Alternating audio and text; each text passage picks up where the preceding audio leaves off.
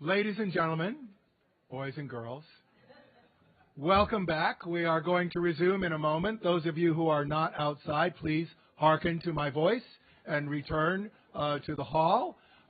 We are going to get back into it. We have many more people to recognize, and in recognition of our media issues in the first half, we are going to return to a video, this time with properly functioning sound, frame rate, and screen occupation.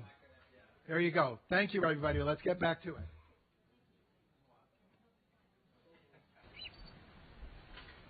Enjoy.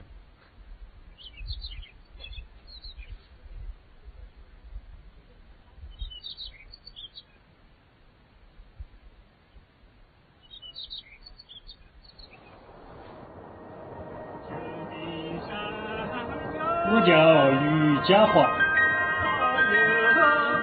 今年71岁。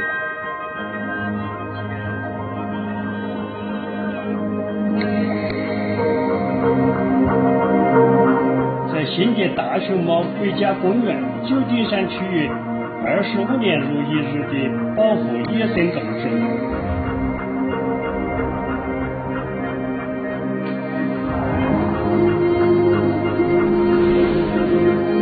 我和弟弟从9年就开始做保护。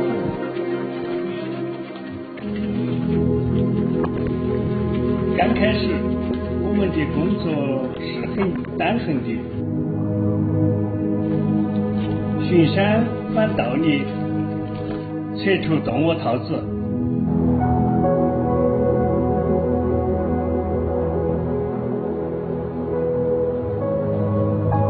上个世纪70年代，旧金山灵牛山牵头，但到上个世纪末几乎灭绝。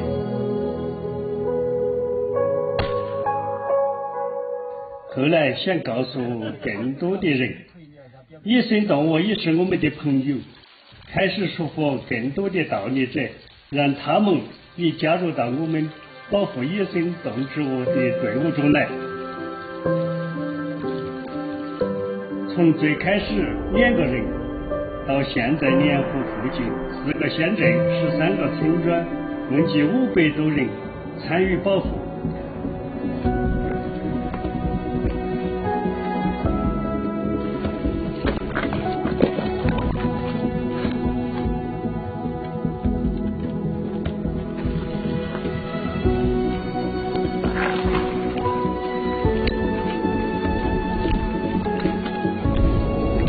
我们做保护是国家政策支持才有协会的成立。现在国家对保护野生动植物也是十分重视的。协会成立之初，徽章上印上的灵牛标志，也表我对保护灵牛的信心和决心。20多年过去了，巡抚几百次，大山里始终没有正面发现过灵牛，直到2019年7月份，终于用手机拍到一头，巡抚队员还用手机拍到37头，这让我们非常激动和开心，因为我们的付出终于有了回报，也让我们觉得未来的旧金山会有越来越多的野生动物。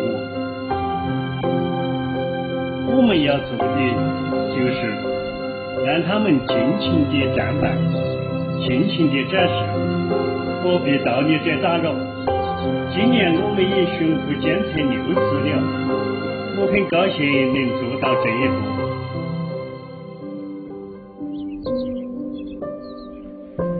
保护野生动植物就是保护我们人类自己。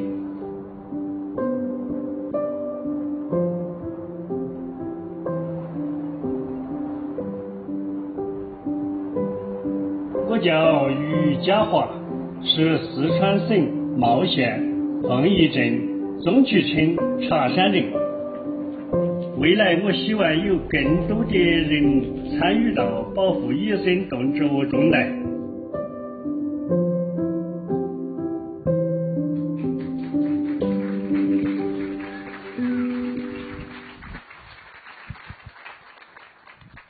Oh, there you are. I was going to say, please take your applause from the audience. You know, Kyle, there are 6,000 languages more or less spoken on Earth, and yet there are certain universal languages like food, art, music, dance, and finally nature. And I think that, you know, not even looking at the translations, I think everybody could really feel the humanity that came through in your film. So well done and congratulations to your. Thank you.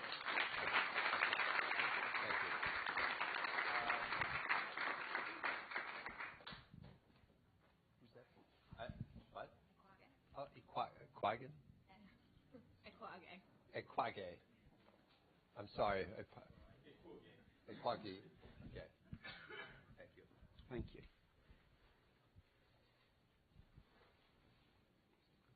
How does this work?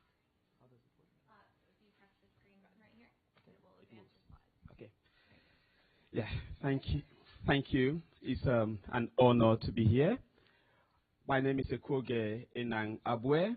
I come from Cameroon. My background is in primates, specifically chimpanzees and gorillas. But I will not be talking about that today. I'll be talking more about a group of people who have so much knowledge in terms of what is around them. And these are grassroots communities with whom we've been working for so many years. And I have here two results I'll share with you, just to show how a dynamic and motivated, grassroots communities could actually make a difference in conservation.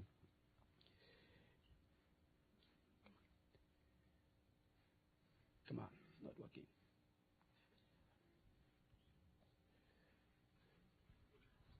It's not working. So I'm from Cameroon, as I pointed out, and I just wanted to show you where that is on the map, because many people may not be familiar with that. Great. Hold on a second. He deserves to have these. Let me ask you a question, because it's going to come up again. We have a green button here. What, are we pointing it towards anything? No, just press it. So I'm sorry. Let's start from the beginning. Ladies and gentlemen. Thank you. Thank you. Good. Okay, so that is Cameroon. Yeah. So it's at what I'll call the armpit of Africa. Yeah. And there is the Ebo Forest, around which we have up to about 50 villages. These villages are like communities that depend on the forest for their livelihood, their history, and even ancestry is tied to the forest. So it is really, really important to them. And these are the group of people we've been working with for several years. It's an area that has incredible diversity in terms of animals and plants. Over the past 15 years or so, more than 30 new plant species have been described and published in the forest. So it's an incredibly diverse place. But most of it is actually threatened by human activities. So we have hunting for meat, and this is fueled by the bushmeat trade, because the forest is just about 50 kilometers from the main population hub in Cameroon, which is called Douala. So there's a high demand for forest products, not only bushmeat, but equally timber in the area. There's also the expansion of agro-industrial plantations. So it's an area that is diverse, but there's a lot of threats. And it is not protected, because in my country we have protected areas like national parks, reserves, but this is not protected. So we realized this from the onset after discovering this incredible biodiversity in the area, that we had to work with the local communities to do the conservation work. So the local communities, especially in the area where we have the gorillas, actually do monitoring for gorillas. Every month they spend 6 to 10 days in the field trying to locate gorilla signs.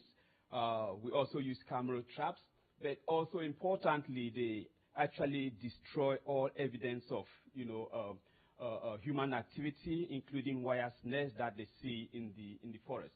So this is actually an activity that the communities have been engaged in since 2012. In addition to that, they do a lot of sensitization, through parades, soccer matches, conservation education, radio, wildlife, and environmental programs, just to raise awareness within their communities and outside their communities. And all of this is coming together because they think to reduce dependence on the forest, they also have to promote alternative sustainable livelihoods. So the various projects you see, from cocoa farming to rearing of chicken, processing of agricultural products, like the machine you see there is for the processing of manioc. They do this in order to reduce reliance on the forest. And so since 2008, we've been collecting data on the encounter of large mammal presence across the entire forest. And what we've realized is that despite the threats, the local communities have actually been working with us to preserve this rich biodiversity. And as you can see, for some of the species, including red river hawk and blue duikers, we actually have an increase in the number of observations, while for others, including chimpanzees, and elephants, is more or less stable. So I think this is really, a success story, and which we give back to the communities because they've been doing an incredible job. But not only are they doing this, in 2020, the government decided to log this forest.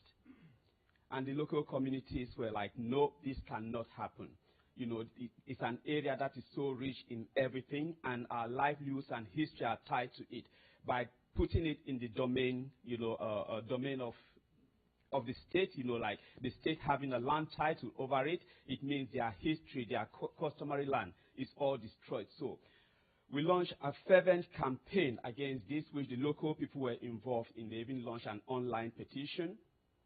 Several organizations, from national to international, were involved in this online campaign. And despite this, the government went ahead to create a logging concession in the forest. But this did not deter us or the local communities. And we pushed, and something unprecedented happened. 3 weeks after the decree creating the logging concession, the government had to suspend and cancel this decree, which is something we could only attribute to the local communities. So, yeah, we just think, I didn't want to take the glory of that. It goes back to the local communities. So, yeah, I just want to say thank you for your support and, for inviting us here. And I'll give a big shout to the communities back in Ebo in Cameroon. Thank you.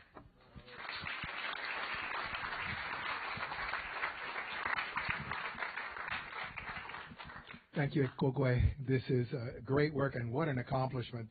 Just that alone is quite a monument.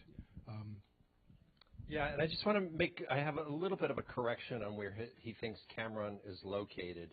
He may say the armpit, but what is next to the armpit? The heart. So I say it's the heart of Africa. Definitely. Thank you. Okay. Thank you so much. Congratulations. Thank you. Okay, sounds good. Hello. All right. Oh, God. Got it. Okay, well, I'm Callie Broadus, and I'm from Washington, D.C. I am the founder. Nope, this is all backwards. Help. No, just go back a couple slides. There you go. Sneak peek. Okay, so I'm the founder of an organization called Reserva, the Youth Land Trust, and I started this organization back in 2019 to help connect young people with land conservation in our most threatened wild places. And I've always believed that young people have the ability to make a difference for nature. In fact, my club that I made about 20 years ago actually had a rule that you had to leave everything in your will to nature. So I've relaxed a little bit on that, but we're still working with young people to fund conservation. And last year, we created the world's first entirely youth-funded nature reserve, which is a 244-acre site in Ecuador. And that's where I'm going to take you today. So this is the start of the Dracula transect expedition. This is my team. And we are in the cloud forest in the northwest of Ecuador at the Colombian border here. This is the lowest elevation of Dracula Reserve where we were exploring. And if you look at this map, you'll see on the southern point where we have the transect end, that's actually the highest point of Dracula Reserve. And in retrospect, should have done that in reverse. But this was a 50-kilometer transect, and it took us 2 weeks. Many times we would be going 3 kilometers in an entire day because the terrain is just absolutely brutal. Our goal was to assess the quality of this forest and to inform conservation priorities moving forward. Dracula is a wildlife corridor that's currently being expanded, and there are huge gaps. So we wanted to find out where should we fill those gaps first. From a scientific perspective, we were assessing 3 groups. The first was orchids. This is a Dracula orchid, after which the reserve is named. This is actually a new species. Herps, so the reptiles and amphibians. This is Atelopus koine, which is a critically endangered species that only lives here. And birds. This is the plate-billed mountain toucan, one of the many endemic species to the Chocó, which means species that live there and only there. We were also making note when we saw mammals, but due to hunting pressure in the area, most of the time our pumas and bears and monkeys are mainly spotted on camera traps, so these were lucky sightings. We were also assessing the threats that are facing this entire corridor. The biggest threat is agricultural deforestation. So this is naranjilla, which is a type of fruit that when they deforest the land to plant this crop, they only get about 1 year of growing because of the heavy pesticide use that's required to keep this plant going. So then they have to deforest another plot the next year. Combined with agricultural deforestation, climate change is having an increasing impact on nature in this area. So this is a landslide that we encountered that goes on for about 3 kilometers. And it wiped out one of the main roads that connects the local town to the capital city in Quito for about 5 months. So this interaction between deforestation and climate change is really starting to have an impact. And we also filmed the whole thing. So we are currently editing a film, also fundraising to finish editing that film. And I'm going to be showing you a little clip from that in just a second. So our results were pretty extraordinary, especially for the speed of the expedition. We weren't expecting to have as high of a count as we do from the species. So we have 25 species of herps from this transect, reptiles and amphibians, 39 species of orchids, including the 3 you see here. The one on the bottom is the most endangered plant in Ecuador, and the other 2 are new species. We also have 80 bird species from this transect. We were doing mist netting, which means we capture the birds in really fine nets that don't hurt them, and we're able to look at their health up close and take important baseline data. We actually saw every single one of our target species from this transect, including 21 new species to science, or potentially new species to science. But we weren't the only ones looking for hidden treasure. These red lines are mining concessions drawn almost over the entirety of Dracula Reserve. If you look at the yellow outlines on the left, those are plots within Dracula Reserve. And those red arrows are the places where we found pretty much the worst thing you can find when you're looking for new species, which is gold mining exploration. So I'm going to introduce you to 2, I think we have room for half of this, two of the people in our film and on our team, Bella Lack, who's a teen conservationist from the UK, and Javier Roballo, who is one of this year's EC50 and is our partner in Ecuador. And hopefully this will play.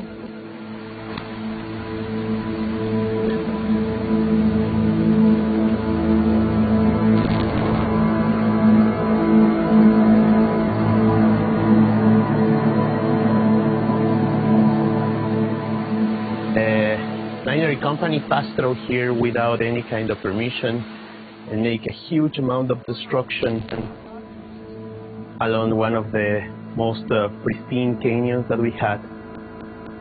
This was really living here. And This is like the remix.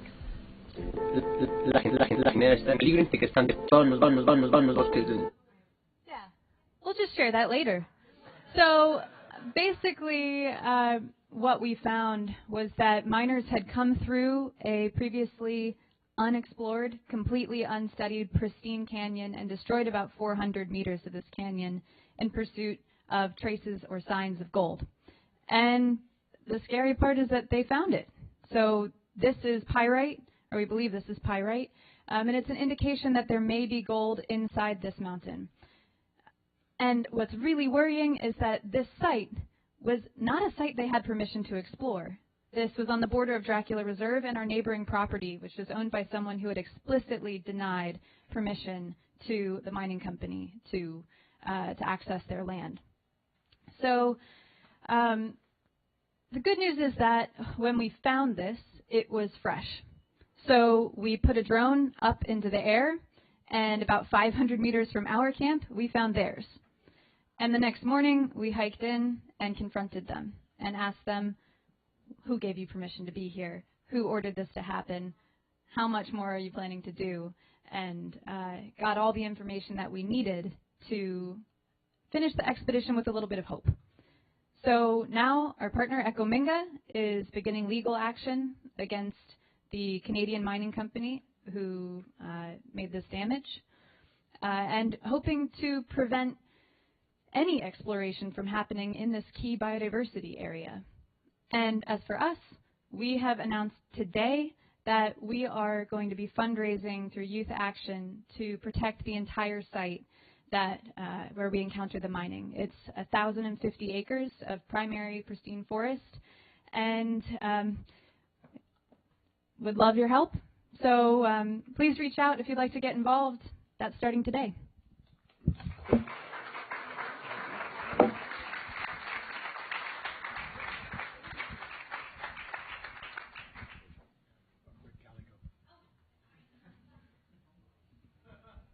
There you go.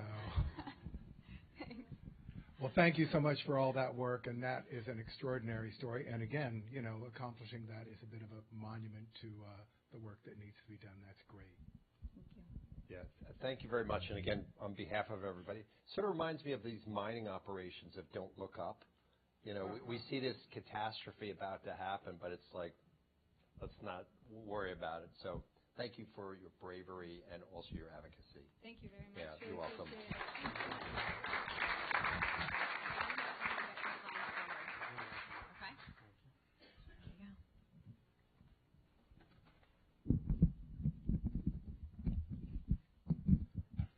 Good evening, ladies and gentlemen. My name is Anthony Cheng Onyango. I am from Kenya. Sorry, I'm a bit soft-spoken, so you'll bear with me. Life is a bit interesting, and when all of us grow from a younger age, we either gain things or lose things. And in that process, when you lose anything in your life, it creates a gap. Whether it's a parent, whether it's a sibling, whether it's your colleague, and that gap keeps on asking you the question, why exactly are you on earth? And that is one key question I asked myself when I lost my mom at a younger age. But the best connection I had was with nature, and that's where I found peace. And this peace is what I have been, in the last couple of years, trying to be able to connect with it, and in addition, connect others. in that particular process. My joy is always with young people, showing them how important nature is. But apart from just showing them about how nature important is, I want them to be leaders so that they can actually stand up to be able to secure the environment from a more bigger perspective. So whether they are doctors, whether they are teachers, whether they are lecturers, whether they are workers at home, business people, I believe when they have a backbone of environmental issues, they can easily be able to make sane decisions so that we don't have issues that are affecting us in the world today. And the power of environmental education is very key, and that's what I stand for. But I don't just do it by speaking to the kids. I founded an organization called Tony Wilde Foundation, which is a platform that uses photography and film and science to be able to connect people and nature. So bring it in a more broader way and a different perspective. So in the program we have majorly three programs, but then one that stands out the most are the two last ones, the Visual Ecological Literacy Program and the Mitigation Project. I'll just talk about them in the next slide. I give kids cameras, and not just any other cameras, DSLR cameras, which I know are expensive, and getting a hold of them is not that easy. But in 2017, I got to a point where I was asking myself the question, what was actually my role on Earth? What exactly am I doing? Am I going to school to just earn money, and after earning money and do whatever I want to do and get married? But then I realized that I had a more bigger role than just working. So I quit my job at that particular time. I just had a few savings, and then I bought my first camera. And then I started shooting birds because I'm passionate about birds. But in that particular process of taking pictures of birds, and I was doing it in my own island where it has about 193 species of birds, when I started interacting with my own parent, starting to name the birds in the local language, is necessarily appreciating that this is the reason why I went to school. To be able to amplify the voices and to support conservation from a local perspective. And not really worrying about any other thing, but just supporting local conservation efforts with young people. So over time, I've been able to acquire cameras, and when I go to school, there's always that three-layer experience that young people have. When you go to a school or when you go to young people, the three layers are: one, a student will be fascinated by you as an individual, but not all of them. The next group of students will be fascinated with the cameras, but not you, but just the cameras, but not all of them. Then there's another group of students who will be fascinated with what the camera will actually produce. And giving them that particular effort to just take that particular image, that first glimpse of being able to hold that camera and take that particular image changes their lives. And that is the only way I'm able to help each and every young person across my locality to be able to connect with nature, not only by telling them how important it is, but telling them how they can easily connect with it. The next program, which is way, way interesting, mitigation. If you look at the Kiswahili word of a tree, it's M-I-T-I, miti. So that's the first word. So M-I-T, mitigation. And the reason why we came up with the mitigation project is because we wanted to do something beyond restoration. Everybody's planting trees all over the place. But the question is, who's actually growing that tree? And how we do it with the schools is that we make a 4-year commitment in every school we go to. And we work with the first year of that school. And the first thing we interact with the students is not about trees. It's about what is the role exactly that they want to achieve in school, because that is why they're actually in school. Once we figure out that, or once they're able to figure that out, they're able to plant a tree. And in that tree, we give them the analogy where if you look at the trees that around you, somebody else has planted them, and they give you a canopy. You as an individual, when you achieve your dream, you'll be providing a canopy to other people who are not necessarily your siblings or your parents. So when you're planting this tree, don't just plant the tree, grow the tree. So this year we've been doing this for the last 4 years, and interesting enough is that I've been able to do it in now 10 schools so far, and I'm still pushing to keep doing it in the next couple of schools. So how do I fund it, and how do I get it moving? I'm passionate about photography and filmmaking. So what I do is I try as much as possible and get assignments. And when I get those assignments, I contribute half of what I get from these assignments, whether it's film, photography assignments, and invest them on a particular school that I'm interested to have a relationship with. And that is how I'm able to raise funds to help the project. This year is when we've actually got our first ever funding to support 10 schools with the program, with the 2 programs above. So these are just a couple of my images I share with you. This is in Reteti, Elephant Sanctuary. This is a project in Kenya where they're digging smileys, and the smileys are used to restore the ecosystem. And I've been part of this project for the last 4 years, documenting using fixed point photography restoration of the ecosystem over time. And it's one of my favorite projects because I see the impact through sharing those images or in terms of time lapse over time. And one of the best assignments that actually took me beyond identifying myself was working with the Chimpanzee Trust in Uganda. At that time, I think I had just quit, and holding my camera, I had nowhere to go and nothing to do. And I was feeling lost, but in staying with the Chimpanzee Trust for about 6 months in an island in Lake Victoria, I found peace with just interacting with the caregivers of the chimps and the chimpanzee themselves. So I was able to create that personal connection in every image I took with the chimps. And photography just keeps going. And for me, every story for conservation, people are the key component of the story that I do. Thank you.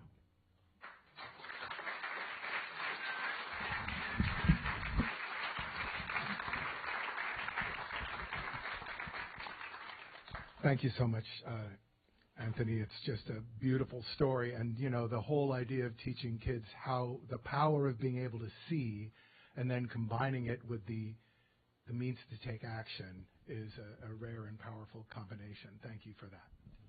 And Sante Sana. Okay.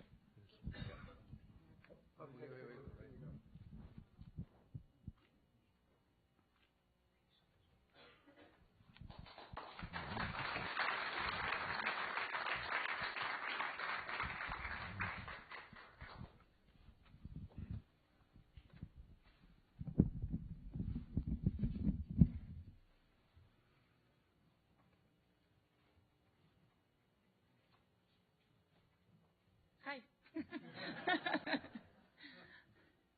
Just wait for the slides.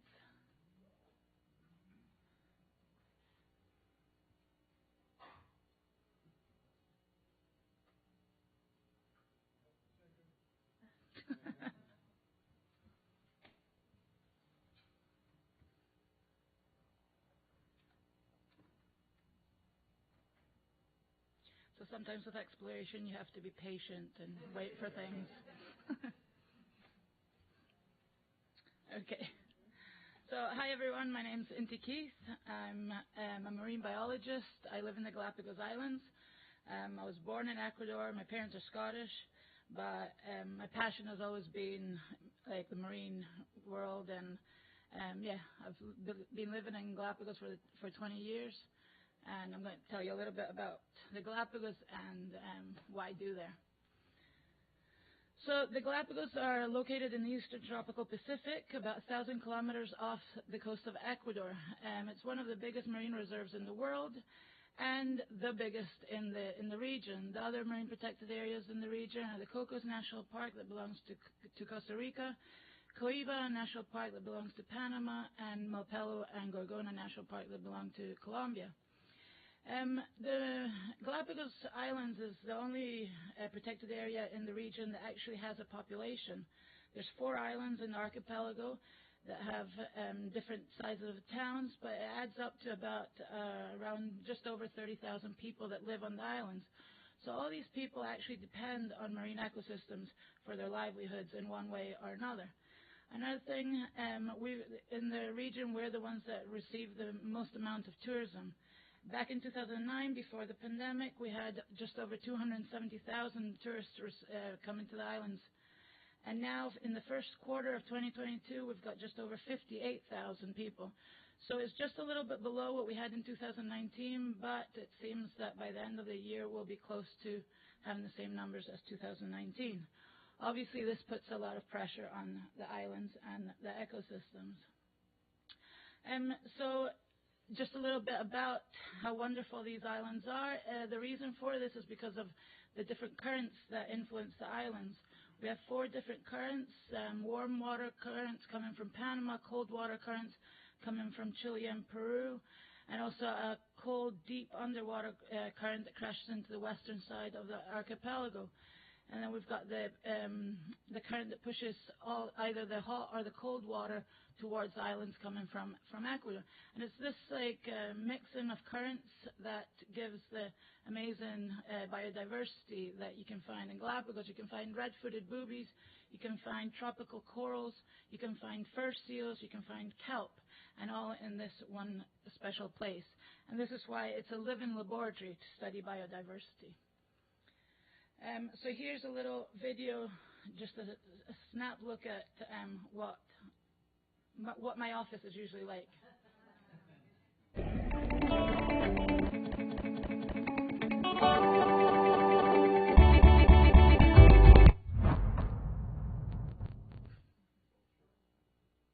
Tiger shark.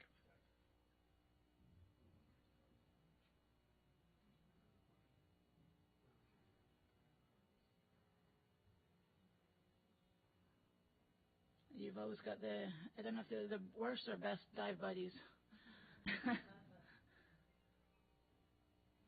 So that's just a little snapshot. Okay, and that's obviously the big animals, the pelagic animals, but you can't forget all the little animals, all the sessiles that are very important for the ecosystems as well. So we've got a bunch of different things that we work to conserve.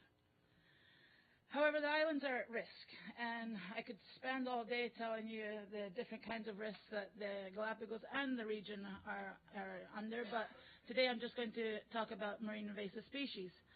Invasive alien species introduced by humans can cause a dramatic effect to the marine ecosystems, and they're one of the leading causes for species extinction. And this is one of the biggest reasons is actually marine traffic. As globalization increases, marine traffic increases, tourism, etc., more boats go around the world, as you can see in the map over there. In the past, it used to be thought that ballast water was the biggest risk. Now, through research, we've seen that it's actually hull fouling. So just any organism that actually grows on the bottom of the ships and can be transported from one region to the next. There's actually been research being done in recent years where if marine traffic increases the way that it is increasing, it's actually going to be the #1 cause for transporting animals from one region to another, even more so than climate change. So it's something to definitely keep an eye out for. So in the Galapagos and in the whole region, we work with different methodologies. We've teamed up with the Smithsonian Environmental Research Center, to use the same methodologies they use on both coasts of the United States and Panama, so that these results are replicable. So like what they do up in the States and in Panama, and we do in Galapagos, Cocos, mainland Ecuador, and shortly Colombia and Panama, we can compare them and actually see what the connectivity with these species are. We also, in the marine reserve, we also go to different sites. We've got indicator sites around the archipelago that we monitor on a yearly basis to see if there's been any new introductions. We also monitor the boats that enter the marine reserve and travel around the marine reserve with tourism. And another thing we've started doing is not only looking at what's there now, but looking into the future. We all know about climate change.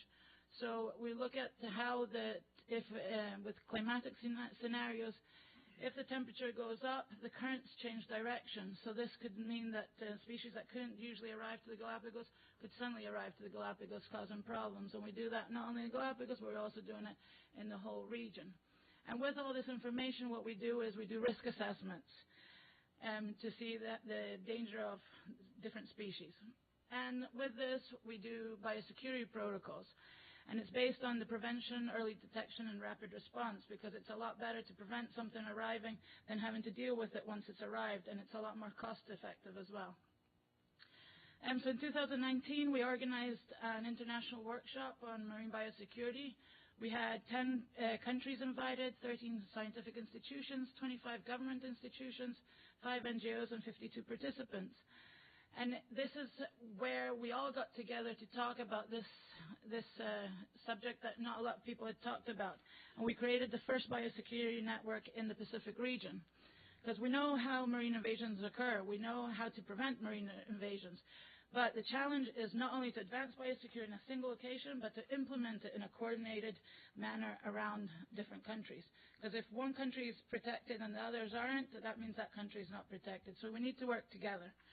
So we've started doing this with Ecuador and Costa Rica, and we were planning to go ahead with Panama and Colombia, but pandemic hit, so we're a bit delayed, but it's happening. And the idea is to not only do it in the Eastern Tropical Pacific, but to actually do it from pole to pole, the whole Pacific. So our mission is to mobilize invasion science and management solutions that protect, empower, and sustain coastal communities. We have a lot of partners. We're always looking for more. So if you're interested, come talk to me after the talk. And it's a team effort. I can't do this on my own, and no one can do it on their own. We need to work together. Some of the donors that have helped me through the project, and thank you very much.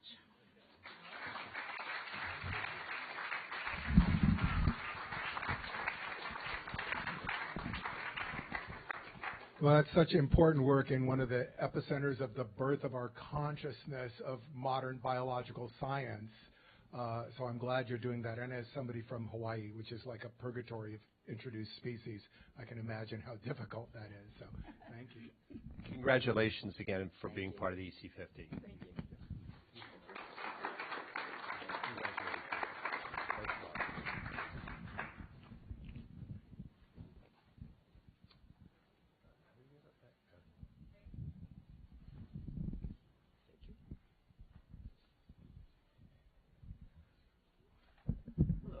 Don't worry, I don't have any videos, so there's not going to be any glitches. My name is Isai Madriz. So I was born in Mexico, U.S. citizen, and I've been living in Chile since 2017, but my work started in 2008. So I study insects. Let me see. This, the green? No?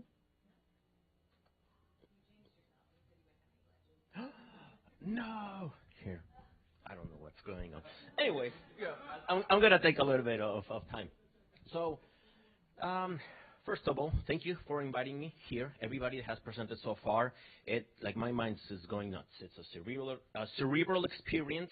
So I changed what I'm going to say several times because it's like, oh my gosh, you guys are so good and engaging. So, I'm a humble entomologist. So hopefully after the end of this presentation, you all get a different point of view on insects.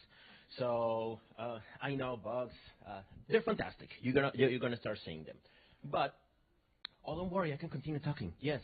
All right. So my approach, first of all, to let you know, awesome, to let you all know The approach that I take on my presentation is going to be a little bit different than everybody else's. 6 minutes is way too short to tell you what I'm dedicating my life with. I do all of this alone. The only support that I have is my wife's. So we do all of this with no funding whatsoever. So it's a great opportunity to be here telling you what I do. So the places that I try to study is all this area. So it's huge, actually. So if you start looking into the area, it kind of looks like California. That's what I did my undergraduate research, Humboldt State University. And I'm actually, the expeditions that I do, like I mentioned, I do all of this alone. So I carry everything on my back. So I use a backpack. I use a pack raft. And some areas where I can ride my bicycle, I end up using my bamboo bicycle. So all of this, like I mentioned, all of that, I do it alone, and I'm going to take you into what my work entails about. Now, you need to put a human face in order to connect, so that's me, so disregard that, because this is a tale about the work, about the insects, okay? So I'm going to take you through everything that I do. So this is going to be from the coasts to pristine forest, and we're going to go into the high mountains, because insects are everywhere, and I can guarantee there's some down here right now. So that's my wife. She loves going with me to some places. She stays there. I'm the one that goes into the mountains because I need someone to notify if I get in trouble, and that's her. So she's the brains of the operation. So six-legged jewels. This is what I try to go and find. All the photography here is mine, so that's another part of how I fund the work that we do.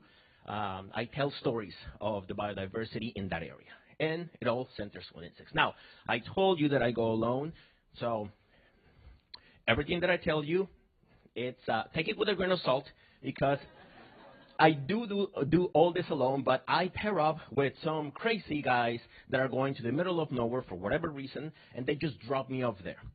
So once they drop me off there, well, I go with them, and then they are interested on the megafauna, right? So a whale graveyard. So I go there, and while they're just getting super excited about the whales, I just go over here to try to find what insects are associated with the whale bones, because that's been happening for thousands of years. Every slice is a story, okay? So I'm going to cut it really short for you to get a better understanding. So once they leave, I am alone. And what I try to do is collect insects on my way back home. So that takes anywhere from a week to a month and a half, 2 months, depending on the expedition. And all this time, what I do, first of all, I don't carry food. So I either carry scientific equipment to find the insects or photographic equipment, but I cannot carry food. So again, take it with a grain of salt. I do carry food. I carry 100 grams of dry oatmeal for whenever the weather gets hard, but I eat anything that the world provides. If you know how to find it. I also consume insects, not the ones that I'm finding, okay? I know how to identify the common ones versus the new species. So I get to these places, and I start trying to identify these areas. Now, unlike on other presentations, I go to areas where there's no pollution whatsoever. So there's no human impact, there's no garbage, there's nothing. So I go to places to try to figure out how that area was before humans came in. So this, I know, terrible places, right? So I try to be in with the insects. That's why I also try their food to see if it tastes good for humans or not. But then that gives me like a better understanding of, maybe that's tasty. If I was a bug, I would live there. So I started getting my way. Remember that we're going from the ocean. We're going to go into the high mountains. So I start making my way towards the glaciers, trying to find the insects, Sometimes if someone just happened to find an insect, they say, like, well, it was collected in next to the glacier. Like, okay, where? Underneath the rocks? Where? So I get to the areas that just look like, very lush forests. All this area is pretty cold, by the way. So I start looking into the endemic plants. So this area, the Gunnera plant is one of the first vascular plants that start populating areas that were recently deglaciated, recently as in a couple hundred years, a couple thousand years.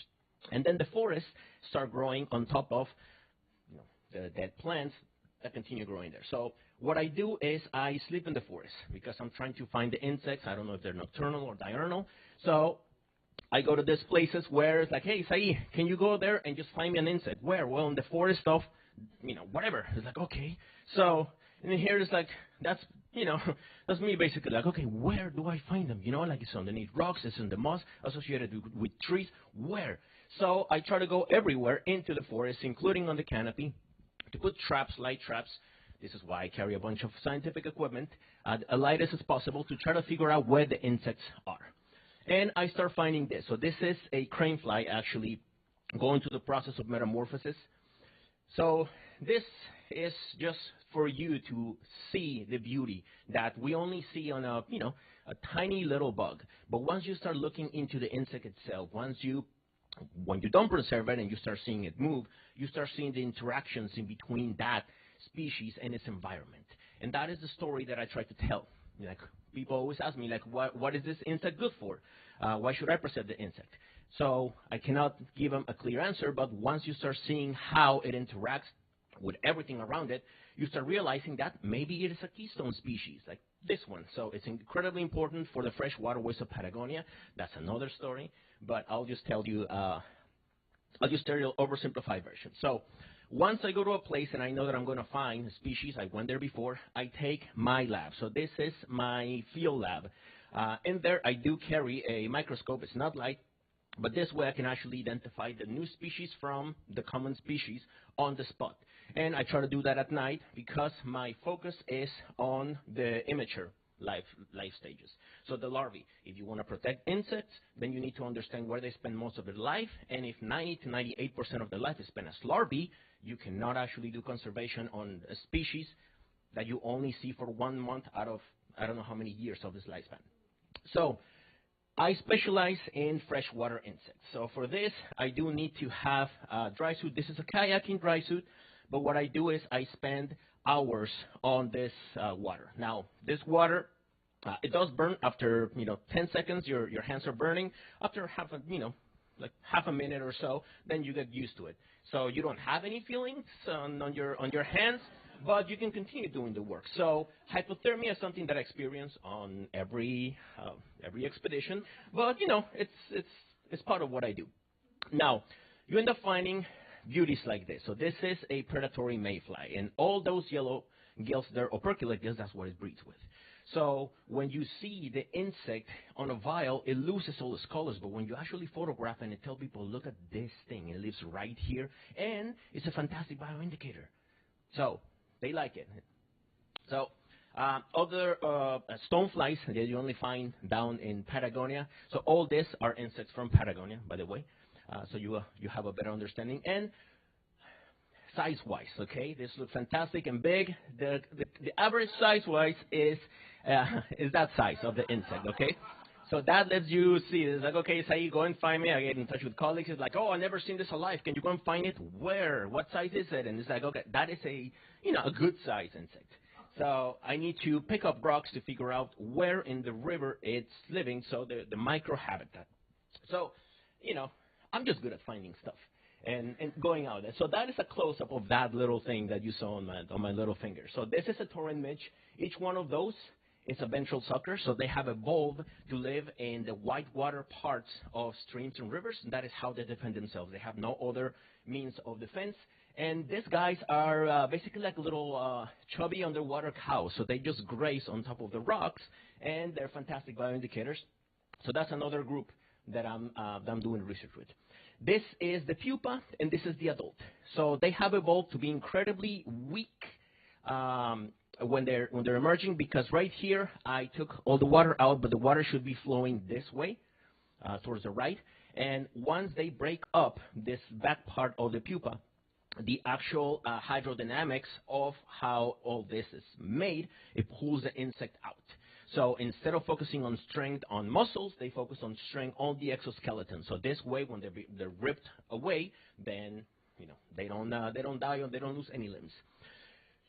Going a little bit further, I start looking into where else can I find biodiversity that has evolved into specific areas of the region. So I pair up with, this is where I don't do this alone, okay? I'm not a ropes expert, but I do pair up with people that know ropes. They show me the most basic things to not die out in the middle of nowhere, and they help me do waterfall research. So this is a 100-foot waterfall, and what I try to do is I try to look the same as in the river, which part of the waterfall the insects live in. So this is a microhabitat, that's another one, and over here is another one. So you need to figure out if the insect can actually withstand the force of the water or not, and how much. So I try to look for the most basic information to try to get some more nerds to actually study that. So that's kind of like the work that I try to do. This is a droplet of water. So this is like a primitive mosquito, if you will. So the mosquitoes that bite us evolved from an ancestor that look very much like this. And this is just to give you an idea of these sizes. Going up into the mountains. Once I reach up to the top of the mountains, I go into the ice field. So this is the northern Patagonia ice field. That is the San Quintin Glacier, is the largest or second largest, coming out of the northern ice field. And what I try to do is look for the biodiversity that is in the ice. As you start going up the mountains and into the ice, you end up finding less and less biodiversity, but it's more specialized. So what I try to do is I try to go into the crevasses, into the water, to try to figure out which microhabitat within the glacier this insect lives in.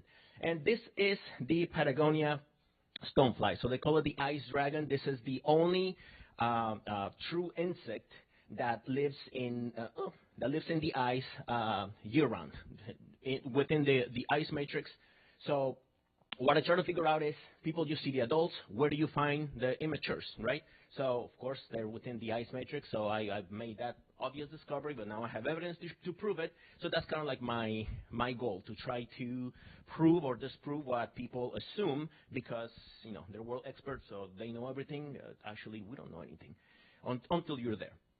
So when I am in the middle of nowhere, I always try to figure out, what? Where am I going to find things? How am I going to put the stories together, right? What are you going to do with the story that you have? So this is the Darwin's beetle. This is one of the most charismatic insects in Patagonia. There's multiple, those are the mandibles. There's multiple documentaries about it, but only of the adult life stage. So for the past 5 years, I've focused on the metamorphosis aspect of it. So it lives up to 6 years. This is some published information, of course. But it lives up to 6 years. That is the lifespan of the insect. We only see it for 1 or 2 months. The rest of its time lives underground. So I've been rearing them to figure out what they live out of.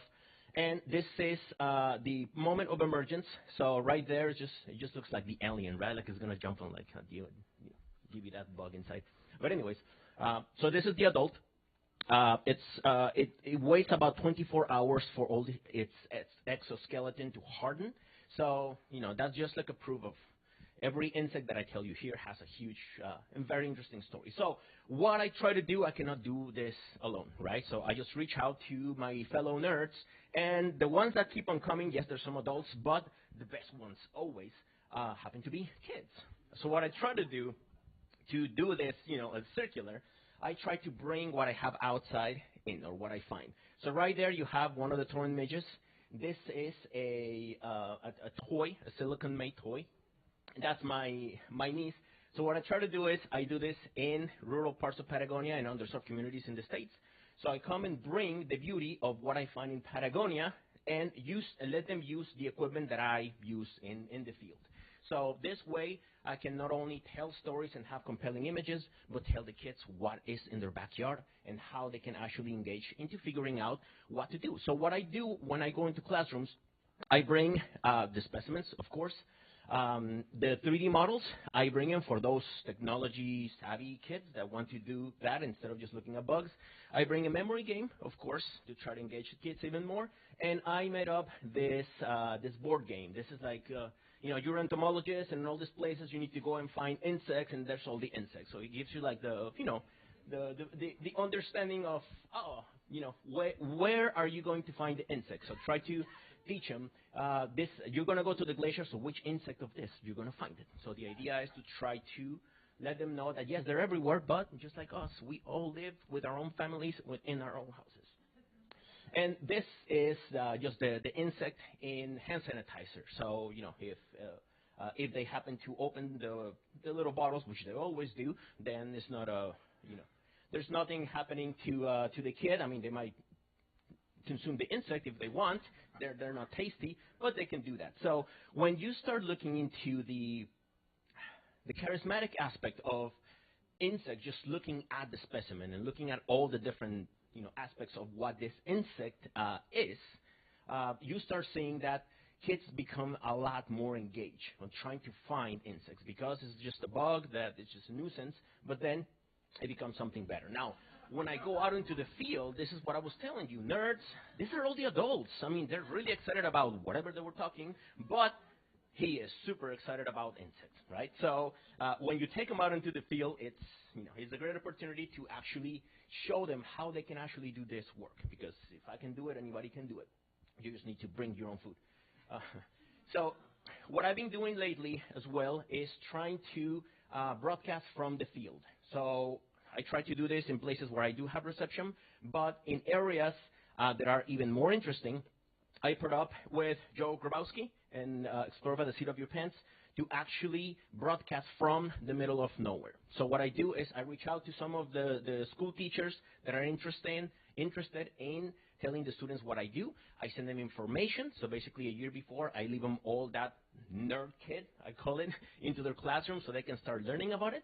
And then they can ask me questions about where I can find those. So it's a premeditated lesson, but kids actually get to engage with me directly from the field. So that's how I bring all of it circular.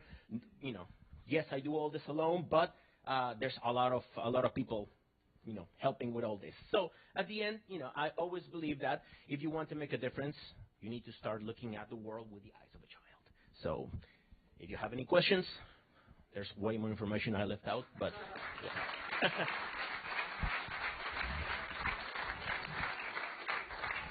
yeah. That is extraordinary work on a microcosm in a really, really daunting macrocosm. So, congratulations. For all of the presenters today, you're giving such snippets of what you do, but the whole idea is you have an interested audience here, and you're going to find that other people are going to grab you after these things and want to hear more. So, again, thank you very much, and congratulations. Thank you. Thank you.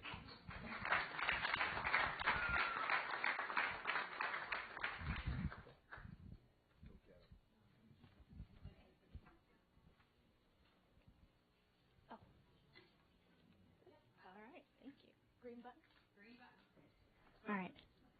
We're going to hope this works. Thank you. It does not. Is there another green button I should use? Yeah. Anyway, hi. I'm Sarah Carmichael, and I'm going to be. I look for things in weird places, and while I'm pushing the green button, I'm going to tell you I do something a little bit different than most of the folks you've been talking to today, and yes, bugs under my feet too. So I use tiny minerals to tell big stories. I've been working on that spiel all weekend long to put into like one little small thing, and so and I'm going to tell you one of the stories that I'm using the tiny minerals to tell, and it's looking for mass extinctions in all the wrong places, aka CSI Devonian. And I've got a great slide, and once it comes up, you'll see how, I redid the CSI TV series into my first slide. And so I'll tell you about it.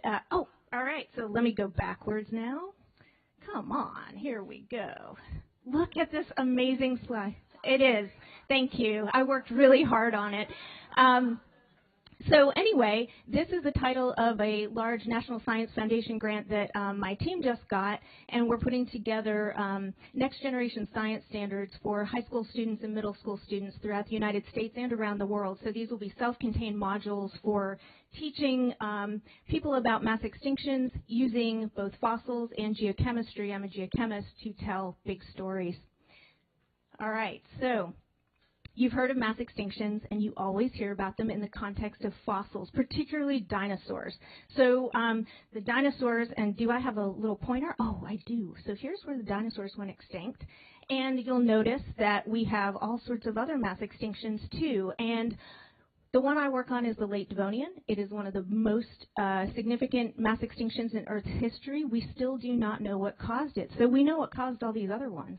We don't know what caused this one. And you'll notice this one's a little bit different, too. Everybody else has a severe drop in biodiversity, and then it recovers. The late Devonian does not. It's very, very different. This mass extinction decimated marine ecosystems. They have never recovered. Coral reefs have never been the same since this time. And the evolutionary trajectory of fish was forever changed by this extinction event.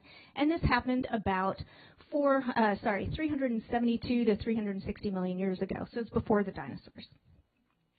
Here's why this matters to you all right now and me right now using electricity. The organic carbon that was preserved during this mass extinction event is being fracked from nearby locations. Let me go back one. Nearby locations, particularly the Marcellus and Utica shales, these are all late Devonian extinction events. The carbon from that is now powering the electricity in this room. I looked that up on the Government Energy Information website before I got here. So shale gas is powering everything you do in New York City, pretty much. You have a little hydroelectric and nuclear, but. All right, so here is why I title my work, Looking for Mass Extinctions in All the Wrong Places.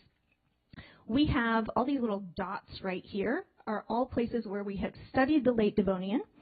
And you'll notice there is a lot of dots over in Europe and North America. These are places that are relatively easy to get to. Politically speaking, they're easy to get to in terms of logistics. And so what this has resulted in is a massive overcounting of what we know about this extinction event, and this is partly why we don't know what caused it. This is a very unusual location. So here, this mountain chain right here, this is the Appalachian Mountains, and this is, at the time, the size of the Himalayas. And this is going through the tropics. This is Pangea starting to form, so this ocean is closing up. And so things are very weird in this area. So I work in a place in the open ocean. See these two little dots right there? That's where I work. And this today is the Central Asian Orogenic Belt. This is Mongolia. So I'm going to attempt to play this video. If the sound starts getting weird, I'm just going to talk over it and we'll mute it. Extinctions in all the wrong places. It is called this because most of what we know about these extinction events comes from places in Europe and North America, but we still don't know what made this happen. There's not a smoking gun for this extinction event, but you can look at the rock and you can tell something very bad happened here. Lots of animals all died off at once, and these were mostly marine animals in coral reefs. It's just a hill of brownish-green dirt in western Mongolia, but it's going to tell us more than we know about one of the big 5 mass extinction events in Earth's history. This site in Mongolia is fantastic for a lot of reasons. In this particular place, we're in a desert, and then the climate is very dry. So a lot of the rock is really exceptionally well preserved. I'm working with an international, multidisciplinary team, and we're trying to work on this extinction event at a variety of scales. So I have part of the team is working at the centimeter scale, part of the team is working at the meter scale, and part of the team is working at the kilometer scale to map the region, to look at the rocks in a very, very detailed sort of way, and then take what we know at that tiny little detailed scale and then put it into a broader regional context. The role of the geologist is to put the pieces back together both in space and in time. And we're doing this to better understand our own ecosystems today and how it could affect our future. All right, so the sound was completely off from the rest of the video, which goes on for a little while longer. So I'm just going to move forward. And so you'll notice I was talking about the different scales that we look at. So starting from the kilometer scale down to the meter scale, centimeter scale. When I bring it back to the lab, so this is me about a decade ago, this is one of my students, and we start to look at things now not only at the centimeter scale, at the millimeter scale. This is me looking at things on the angstrom scale, and this is my student working on things at the subatomic scale. This is where you tell the story. So the paleontologists get all the glory, and no offense to them, but they're just telling you that something died. I tell you how it died. So this is why I am a crime scene investigator, and I'm not just saying like, oh, I'm sorry, dinosaur, you died. I say, okay, what happened here? What caused this? And for the late Devonian, even though I've been working on this now for 11 years, we still don't know what happened. I had great ideas. It was volcanism. It was no, it's not. I unfortunately got more data at the subatomic scale and proved myself wrong here. So you'll hear more about that later. But one of the things that I do want to state is that when you're hearing about mass extinctions, you need to think about what are the causes of these things and how do they relate to what we are dealing with today. So for what we do know about this extinction event, this is very similar to the dead zones that we see in oceans and in coastlines around the world today. We've seen this movie play out before in deep time. We know what happens. It's not very good. The other thing I want to do is talk about the Explorers Club in my remaining minute. And I want to note, this is Johnny Waters here. He's a fellow national. He couldn't come here this weekend. But I've got 3 students who've attended, who've gone to Mongolia with me to do this work, all working on things at the millimeter, nanometer scale, subatomic scale. And the Explorers Club funded all of these students through youth activity grants to go to Mongolia. This has been absolutely instrumental in their development as young scientists. So I work, you'll see up here, I work at a regional state university. It's kind of underfunded compared to some of the, the Ivy League schools, and I work primarily with undergraduates. The Explorers Club has been vital in getting these students out to the field in a way that they would not have access to before. This changes their lives. Cameron Batchelor is now Dr. Cameron Batchelor. She's a postdoc at MIT now. Olivia Paschal has just started her PhD in geophysics at Cornell. Allison Dombrowski is now going to be starting grad school in the fall, but she currently works for the United States Geological Survey. So this is an amazing opportunity for those of you who have young students who you are mentoring to get funding for them to go out to places, because the National Science Foundation is not really interested in funding us to go places. It's a little kind of high risk for them. The Explorers Club has really been wonderful in funding some of this high-risk travel. So thank you very much.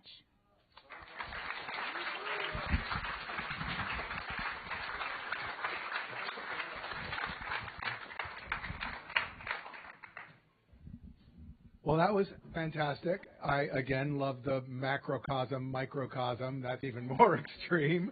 And great work and super, super interesting subject and very timely. I'm very proud to present this to you. Thank you. And Sarah, I think, again, we talk about those human connections. If you notice, the video was taken by who does the portraits at ECAD, Felix Kuntz. And I think you said you made that connection here as well. So always the connections. Congratulations. Nice talk. Thank you.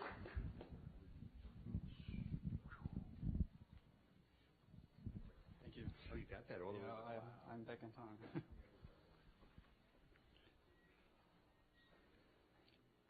Thank you so much.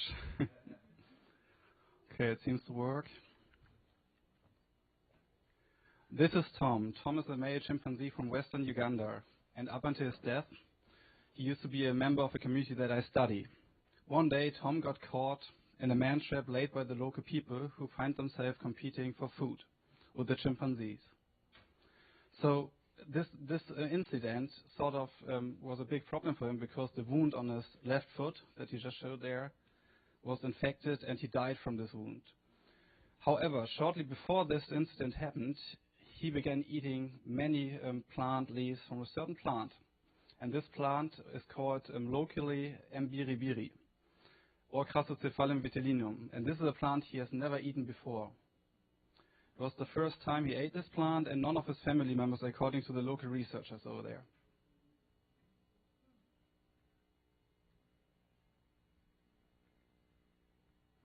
There's so much we don't understand and know right now about white mountain gorillas and chimpanzees. For example, if and how do they self-medicate? Examples like Tom's behavior, not only in life-threatening situations, suggest that they do. So what if we as humans can learn from the chimpanzees, from Tom and his fellow apes? What if human lives can be saved by following our ancestors' lead? Uganda offers a unique biodiversity with more than 5,000 plants of higher species of higher plants. There are more than 80%, or it's an estimation, more than 80% of the insect and mushroom species that have not been discovered by Western science yet. So we rely on the help of local traditional healers over there that possess knowledge on natural remedies that are only transferred from one generation to another. And they have never been documented, this knowledge. And it's very vital to do this because they have knowledge on traditional remedies, natural remedies, and will help us find those remedies for our studies. It is very vital to preserve this knowledge for future generations, also in light of the cultural aspects. Indigenous knowledge is being lost worldwide right now, but also in light of the increasing demand for new, more effective medicines.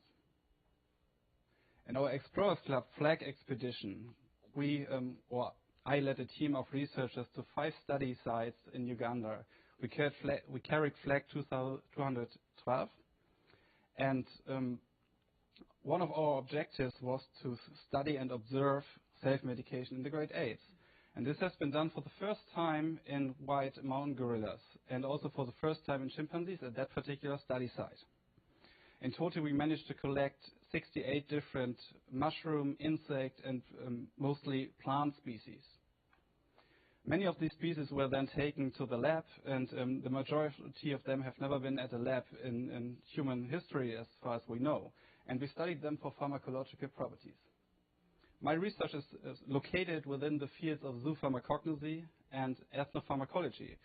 So zoopharmacognosy is the study of animal self-medication and the pharmacological investigation of their drugs.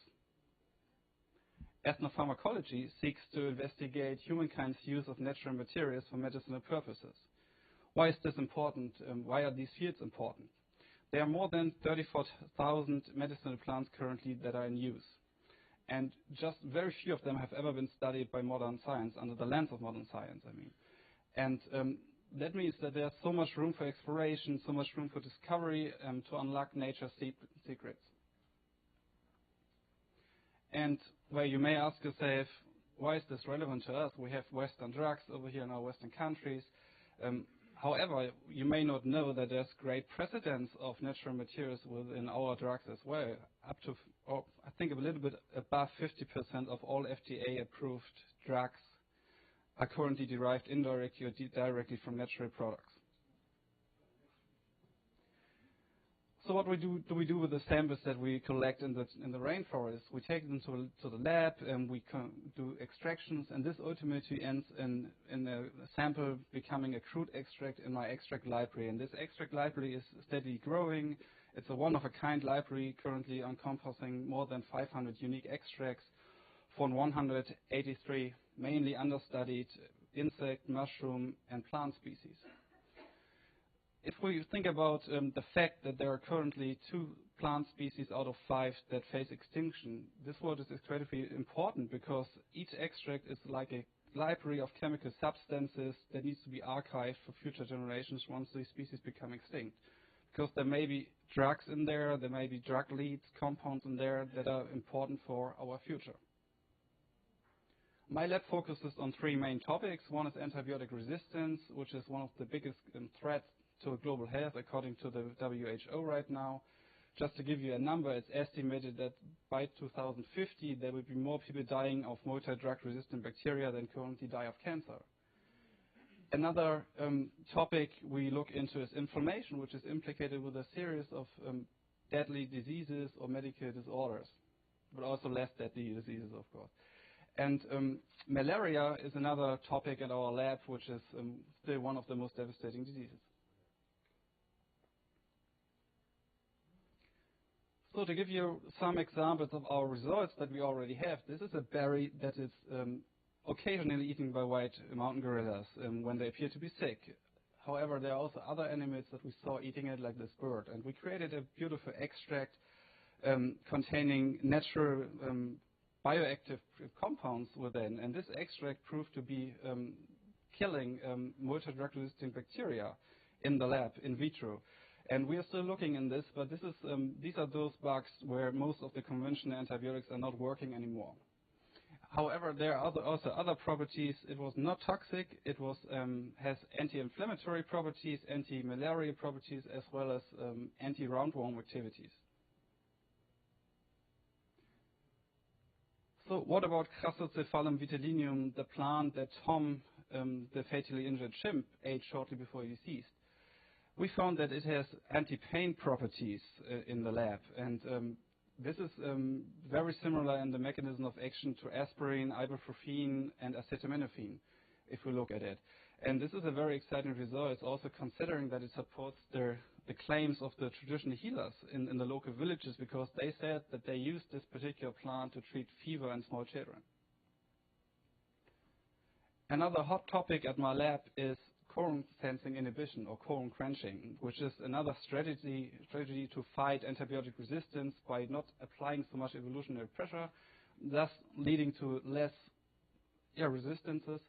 And it's a way not to kill the bacterium, but sort of inhibit their ability to communicate with each other. And this also inhibits toxin production and inflammation. And we recently published a couple of papers where we found 3 different plants used by traditional healers that do not kill bacteria, multi-drug resistant bacteria like MRSA, but they inhibit their ability to communicate, making them, I always say, like it's a German word, but we say it's a tiger without claws and fangs, because it's sort of disarmed and not that dangerous anymore. So we are looking into this for further studies as well now.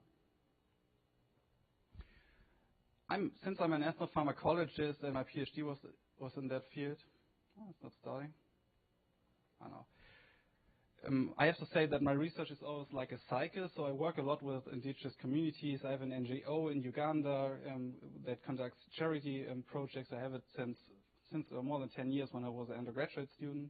So we work a lot on the community level with indigenous communities, and all the research results that we get, we try to transfer them back to the traditional healers. And this is a video article, actually, an innovative new format that we published in a journal, and it's also on my YouTube channel, where if you're interested in that, you can take a look. It's a method to introduce an introduction of a method for the transfer of lab results to indigenous communities. And my last little story is, which is also very important to me, since it happens quite often, and we're always trying to find solutions. I work with the Batwa. This is an indigenous community of former hunter and gatherers that are environmental refugees. They face severe discrimination in Uganda, and they helped me selecting and finding some of the species we work with in the lab. And one of the Batwa women that I work with, she contacted me and she told me about a severe disease that's killing the children. It's a parasite infestation called jiggers. And we brought in medical professionals a couple of weeks ago where we tried to train the Batwa communities. We gave out shoes and trained them basically to help themselves and prevent this disease. Thank you very much for your attention.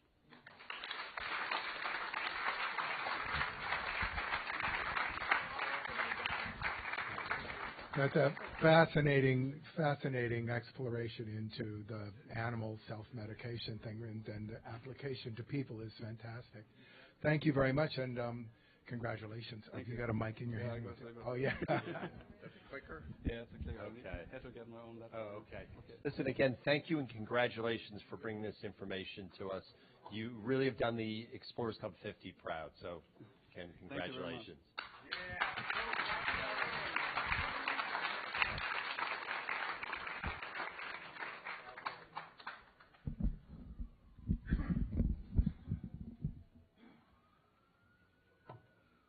Happy Earth Day, everybody. I want to apologize. I'm going to read it because I don't want to go too long, so I wanted to be very careful to fit into the time. This is the green button? Oh, wait. Okay, that's it. People have always dreamed about being able to talk with animals. In my work exploring communication with another species, this dream is coming true. I work with a hand-raised African gray parrot named Nkisi, who I taught to communicate using human language. This is giving us a new window into an animal mind. Uh-oh.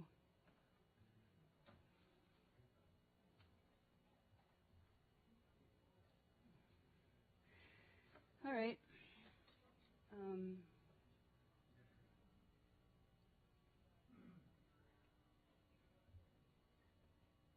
I'm going to have to go back now because I'm pushing it so much. Sorry about that. Okay, did I do something wrong? Okay. The challenges of communication with another species are depicted in the movies The Arrival and Ender's Game. These are about communicating with extraterrestrial aliens, but there are other intelligent species here with us on Earth, and communicating with them poses similar challenges. I taught Nkisi by explaining things to him the way mothers teach children. I'd show him a glass of water and say, "This is water. Want some water?" I began with an open mind about his potential and developed my own teaching methods, like using differently shaped crackers to teach shapes. But I don't use any behaviorist methods such as rewards. Nkisi communicates by choice. Our work is different from other scientific studies. I didn't come from a paradigm of human control. I wanted to encourage Nkisi's creative expression and give him freedom to express himself. This would let me discover what a parrot would actually want to say. I think that all of the work, I didn't realize it was going to talk, sorry. Nkisi learned to create his own sentences. A moment when I knew he was really expressing himself happened once when I went to kiss him. He took my lip in his beak and gently felt it, and then he said, "Your beak is soft." This was a novel sentence that he never would have heard, but from a parrot's point of view. And here is video of him kissing me. I think that all of the work that I've done with Nkisi has been dependent on the closeness of our bond. Can I have a kiss? Okay. Because it's about communication, and unless you have that kind of social bond, you know, maybe they don't want to talk to you. You know, there has to be some kind of closeness to spark that engagement. Can I have a kiss? Hurry up. Okay. I can't reach you. Okay. So glad it worked. What Nkisi was doing was new, so I had to create my own methods to study it. Jane Goodall showed that it was possible to be rigorous and empathetic at the same time, and Margaret Mead developed the concept of the participant observer. Inspired by Jane Goodall, I adopted a model of field research to study Nkisi's natural language use in social situations. Every day I spend hours carefully logging data on Nkisi's language use and sometimes use audio or film. This is similar to methods used to study children's language acquisition. Jane heard about Nkisi, and I was thrilled when she came to see us. I had shown Nkisi pictures in one of her books the night before and said she was friends with these animals called chimps. When Nkisi saw Jane, he said to her, "Got a chimp?" He had never said that word before. Jane was delighted, and they became friends. After this, Nkisi made his first generalization error. Jane flied in an airplane. Linguists consider these errors important milestones in children's language acquisition because they show an understanding that language has a system of rules. Sometimes they make art using text of Nkisi's speech as another way to contemplate it. Nkisi has also made art holding brushes in his beak.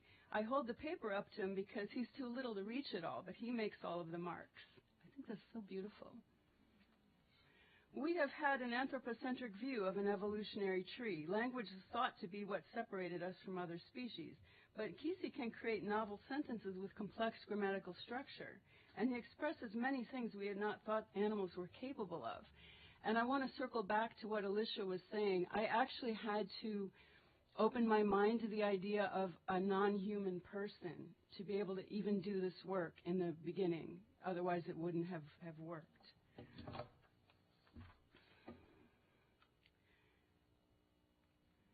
Nkisi has told me he has several wishes. The one he talks about the most is that he wants to be on a book. This was his idea. Here he is looking at his book, Coco's Kitten.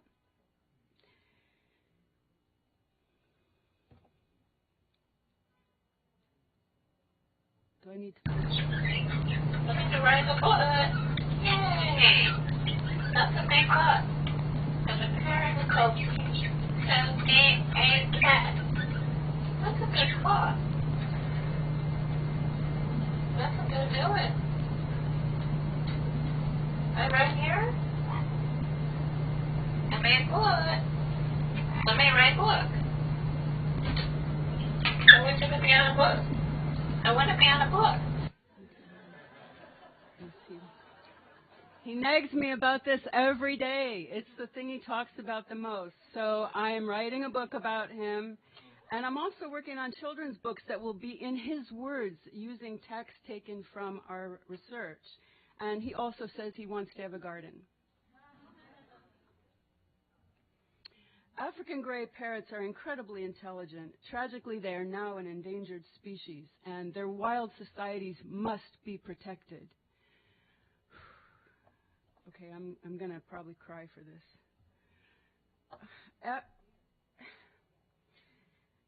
African greys are the most poached species of wildlife. For everyone who makes it to the pet trait can die. I can't look at this picture without weeping, knowing what I know about them now.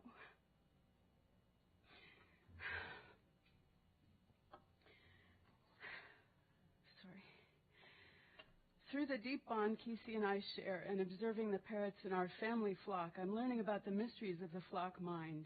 When I was very sick with a life-threatening illness, Kesey encouraged me, and he also started pulling out his feathers. Now he might do that even if I'm just in another room. Kesey requires as much attention as a human toddler for life. This project requires intense dedication and patience, and it is a lifelong commitment. As it says in The Little Prince, you become responsible forever for what you have tamed.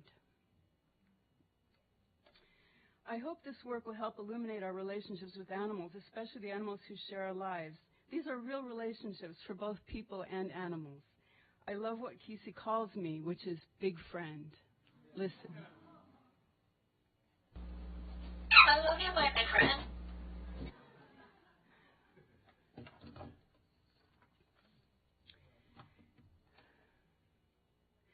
Interspecies communication is the new frontier, advancing humanity's knowledge about the other amazing beings who share our world. I hope this will inspire people to cherish and protect them, especially parrots and other endangered species, and help us reconnect with the exquisite, amazing community of life on Earth. That's so precious. Kesey is my partner in this work. Without his effort to learn human language, it would not be possible. I'd like to thank the Explorers Club for this honor, and I'd like to share it with Kesey as an animal explorer and ambassador to the human world. He speaks for many who cannot. Thank you.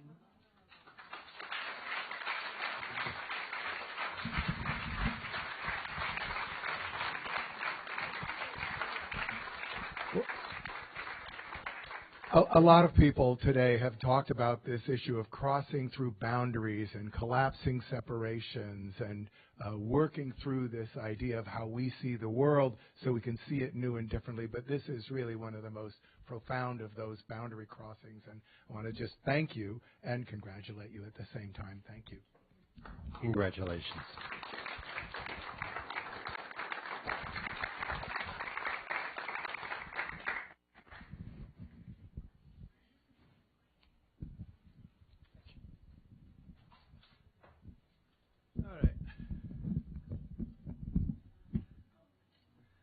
Good afternoon. My name is Stefano Vivi, and I can be considered a planetologist. So, what is a planetologist? It's someone who studies the planets. Well, it's an honorable enterprise by itself, but why do we do that? We do that because we try to understand where we are from, what gave life to this planet, how the life got originated, and how did that proceed. Yay! So, since the dawn of time, people have looked up at night and have seen all these stars that are building the magnificent view that we can see every night. But pretty soon, even the Greeks, or even before the Greeks, they realized that there were five that were a little special. All the stars that come across the sky repeatedly every night, the same, but five. And they started calling them differently. They are not stars, but they're wanderers. They just go over every each place. Sometimes they go backwards even. And they're called planets. And it was not until Galileo invented the usage of the telescope. He did not invent the telescope himself, invented the usage of the telescope, that we started seeing how beautiful the planets themselves are. The rings of Saturn, the swirls of Jupiter, the canals of Mars that were seen a little later. But there was one, Mercury, that is dull. It's pretty much like the moon, same color, same cratering, nothing special to it. And so when NASA started sending spacecraft to the other planets, Mercury was kind of left to the corner. It's not really interesting. And after 9 missions to Mars and Venus, the minor 1 to 9, they finally decided, okay, well, we have a 10 spacecraft. Let's do something with that. Let's toss it to Mercury, take a couple of pictures. But fortunately, unfortunately, Mercury is difficult to study, even for an astronomer. It's so close to the sun that the only way of looking at that is through the atmosphere. So you can't really tell even much as an astronomer itself. But once Maya 10 arrived there, they decided, well, the planet is not interesting. Let's get to there, but let's put some other instruments on board of it so we can make some science after all, not just a couple of dull pictures of the moon again. When they got there, they say, gee, that's all different from what we were expecting. First and foremost, they found out that there was a magnetic field around Mercury. Byproduct of coincidence. They did not have a magnetometer. Nobody thought that they could have a magnetic field. And why is that surprising? Because Mercury is small. Being that small should have cooled down even faster than Mars did. And we know that Mars has lost all its water because the magnetic field is not protecting it. How come that Mercury, which is even smaller than Mars, got the magnetic field? We have no clue till today. But not only that, Mercury, it's very dense. It's about 3 times denser or heavier, if you want to call it that way, than you would expect from regular formation of the solar system. If you take a swirl and run it around, eventually the heavy particles condensate in the center and the lighter particles fly away. But Mercury, it's 3 times more than that. So how come that? And also, like the moon, it's small, so there is no gravity that can hold air to it, yet it has an atmosphere, as they saw it by chance. And the cratering has been shown now by the latest Mercury mission that we send out there, the Messenger mission, that there is activity that has been going on the planet, even relatively recently. Volcanic activity is bringing stuff from inside the planet out. So how do we cause all that together? Well, my contention is that we just go there and measure what's coming off the planet. So the atmosphere of the planet. Why do we want to study the atmosphere of the planet? Well, the stuff that's coming off the planet is obviously coming off the planet. And so by measuring what's the composition in the atmosphere, you measure the composition that's on the surface. Why do we care?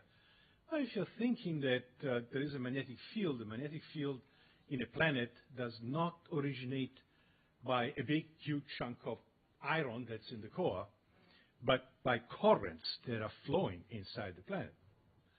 But current means movement. How can it be a movement in something that's solid? Well, in the case of Earth, we have a liquid core, easy. In case of other planets, you have something that's moving, but Mercury is too small to be liquid inside. Unless there is a powerful amount of sulfur inside the planet. And that's the chemist in myself that's bringing, let's see, if you find sulfur in the atmosphere, then you can try to understand why field has a magnetic field. And the astronomers, they take, I'm not an astronomer myself, you can probably feel it from my words. The astronomers feel that you take a picture, you know everything about the planet. Oh, that's sadly not true. What you see, it's the latest development of the surface of the planet. It has been bombarded for ages by anything and everything, and that has changed the surface. So if you want to understand how to interpret the picture, you have to know what the chemistry is telling you about that. So going to Mercury is not easy. It's not easy because it's much easier to go to Jupiter, by the way. Yes, because it's like, everybody has been a child, and most of us have children. So if you try to go on a carousel, your child is crying, and you try to get onto the carousel, they have a hard time doing that because the carousel is spinning. That's the same thing with Mercury. It's flying around the sun very fast, so you have to approach the velocity of Mercury before you can go there. If you go out, it's much easier. Things are going much slower. So going to Mercury, it's difficult, it's expensive, and sending something there costs lots of effort. And that's the instrument that I've built. It's on the right side, me it's on the left side, as you can tell. A few years ago, that's how it was looking like. And my instrument is devoted to measuring the chemical composition about that. The job of a planetologist, or an astronomer generally speaking, it's hard. But it's not hard because it's difficult. It's hard because you start something and you see the end of it a quarter of a century later. It's a whole career. You devote your whole life to one measurement. And sometimes it works, sometimes it doesn't. Unfortunately, I mean, rockets do explode. But in the case of this experiment to Mercury, I started the first development in '99, and we'll arrive on Mercury on Christmas, or around about Christmas in 2025. And then a couple of years around Mercury, and then we know what's that about. Well, thank you very much for your attention.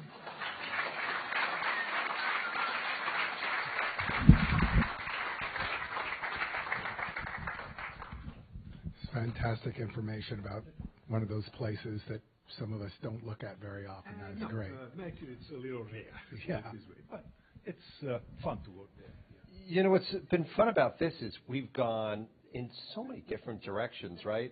And, you know, part of the EC50, or what we're aiming to do in exploration, is really just give it a huge diversity of thoughts and subject matters and people who deliver that message, and you know, certainly you fit the bill on that as well. So thank you very much for your wonderful presentation. My pleasure. Oh, this is yours. I'm sorry. Okay, thank you. I'm overwhelmed. How about all of you? Could we all stand up and just stretch for a second? Just please, everybody. And while we're doing that, I would like to give a big shout out to Brooke and Lacey, who have been instrumental in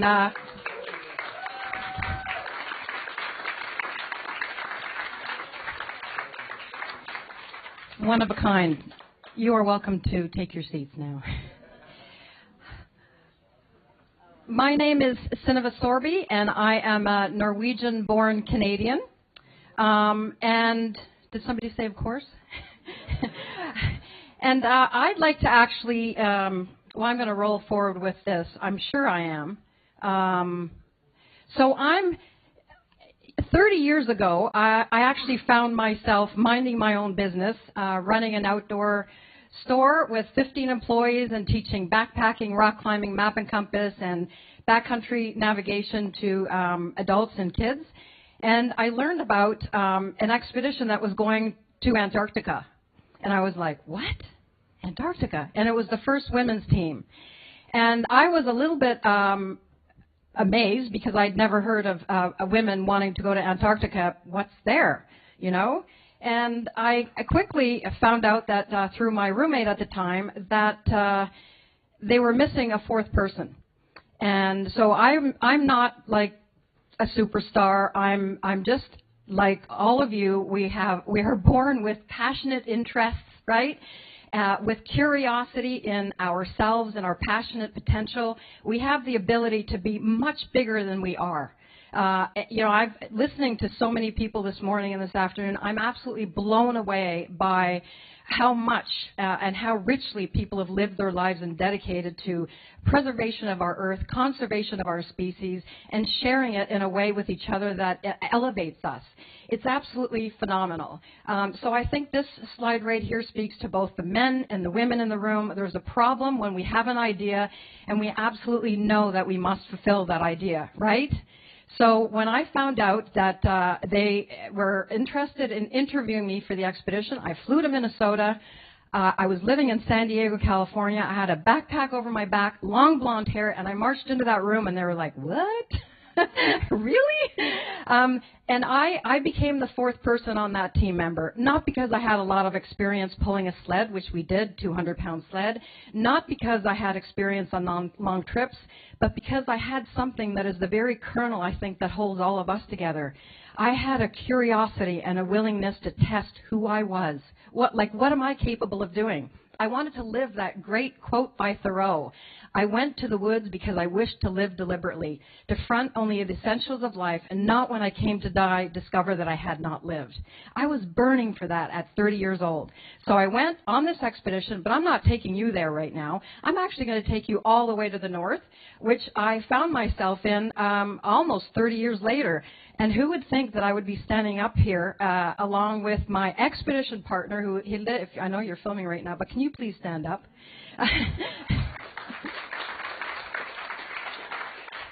This is Hilde Follenström, and what I want to do is give a voice to the women that can't be here today, because I stood at the South Pole. It was minus 76 degrees on January 14th.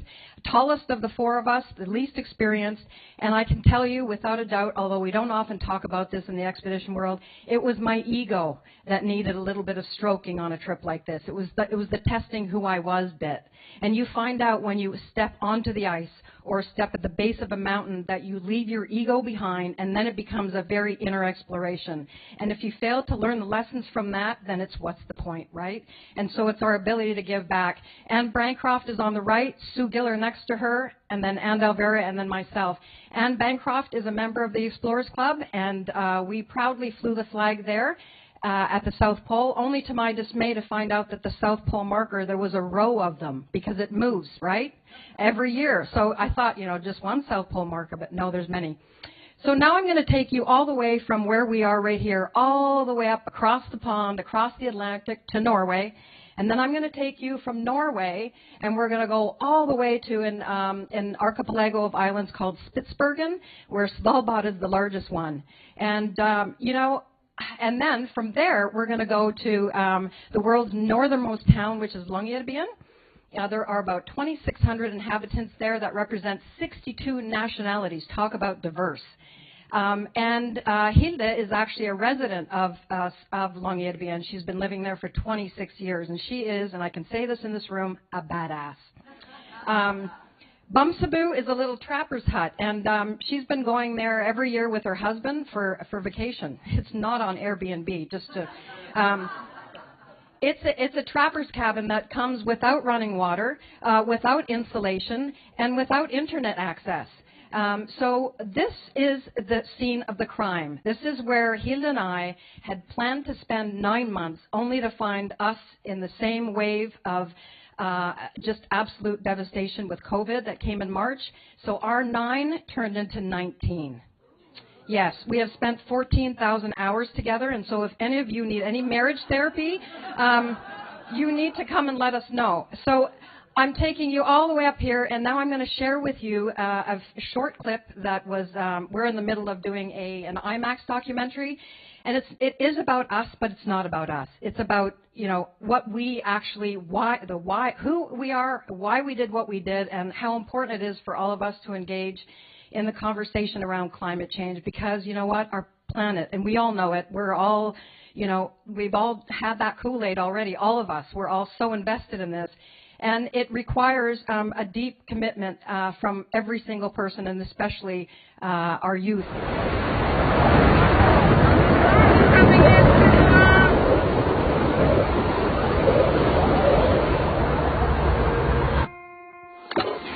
So the question is, what did we give up? What did we forfeit to come here? What didn't we give up? Our whole life.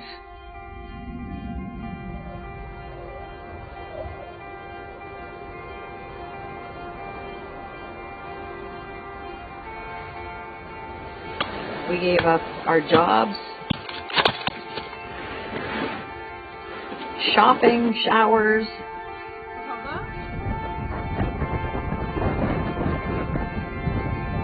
Our family and friends.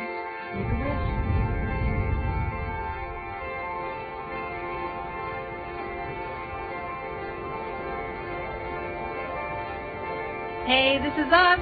Hi. And we don't ever go anywhere without Etra, our four-legged friend.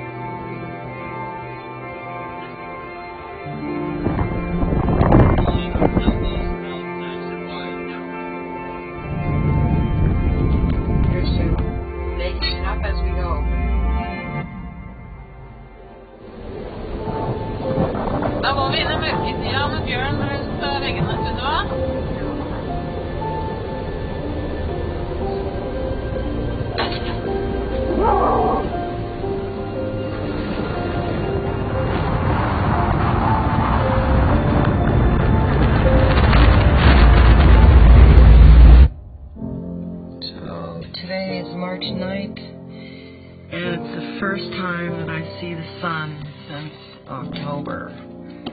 Oh, I have to open up the window.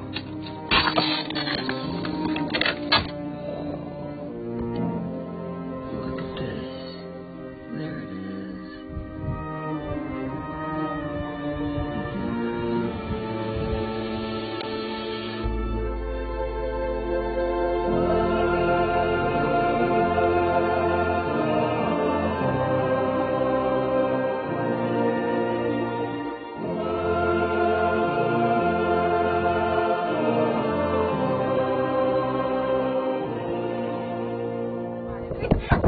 We're out here on a lunch break.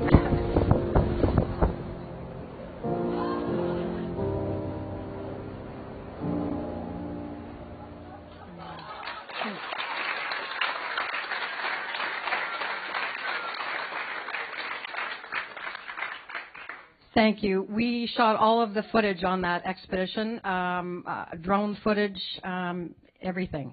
We were very busy, and we didn't go there to be heroes. What we went there to do was to actually, so different from the expedition across the Antarctic where it was going from point A to point B, we stayed in one location for 19 months so that we could collect data for scientists studying climate change. And we tried to build stories around that data because if you're like me, 6 years ago, I had no idea what impact phytoplankton has on our planet, responsible for between 60 and 70% of the oxygen in the atmosphere. And with the fresh water, the melting glaciers pouring into that, that salt water, phytoplankton don't thrive. So we're in trouble. The Arctic is warming 2 to 3 times faster than anywhere else on the planet. And the people that are most impacted by that are the ones living on the front lines. We heard that this morning, and it was so deeply moving to be part of that Forgotten Four and Martin's commitment to that initiative to bring to life the voices from the Indigenous people. And so while we were, I'm going to run through these, while we were collecting ice core samples and plastic, because yes, it does show up on the shores there in Svalbard as well, lots of it, and the expedition cruise industry has been instrumental in engaging their guests in understanding where it comes from and why, and then collecting it.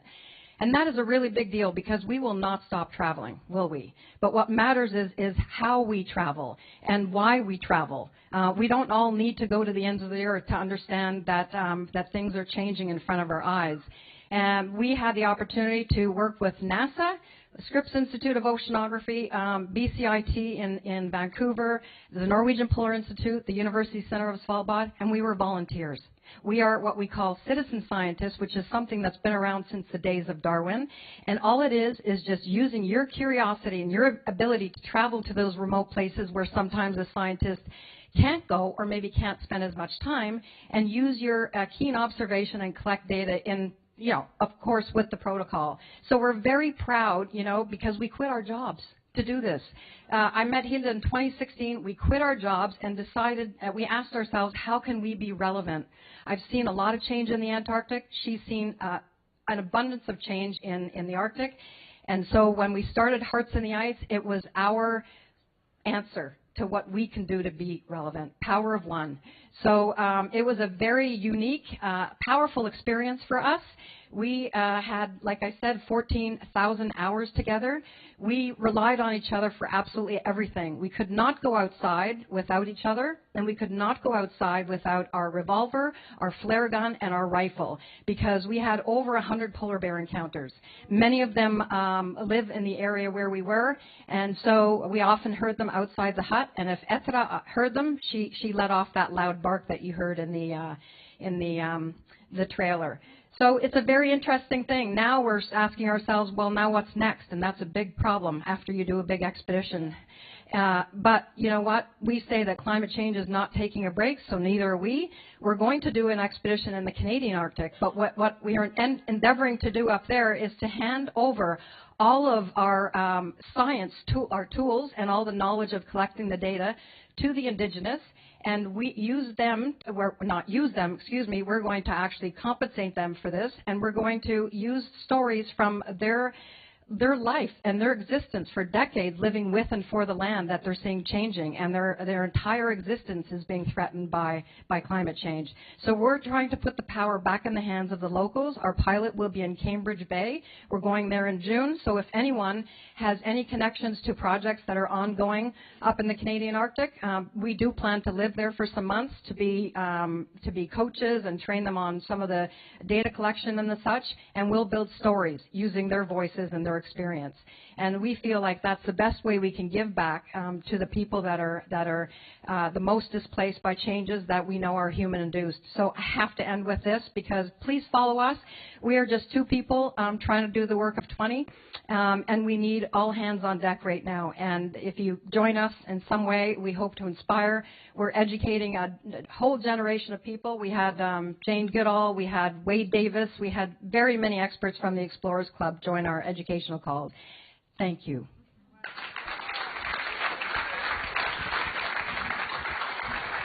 That's just an extraordinary story of following your passion into a fantastic accomplishment. So amazing. Such an honor. Thank you. And in a club of badasses, are we saying somebody is the baddest ass in the room?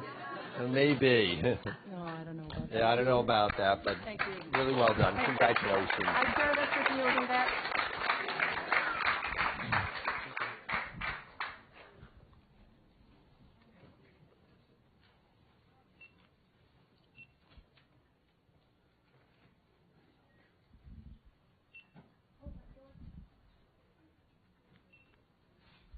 I promise you this is the only video in my presentation, okay? But first of all, I need you. I need your collaboration, because this video is for the kids in my school. And then they, where are you, Manuel? Well, I say you in Spanish, 1, 2, 3, and you say hola, okay? Are you prepared? Are you ready? Okay. 1, 2, 3. Ah, perfect student, okay. Thank you so much. Well, the green button, no? Oh, perfect. Hello, it's a great honor to be here today and to be on one of the 50 awarded explorers of the year. I'm Manuel José Carpintero. I'm a teacher. I'm a husband with a great wife, Susana. I'm a father of 3 children, Cayetana, Maria, y Alejandro. In my free time, in my spare time, I'm an explorer. Nobody is perfect. Okay.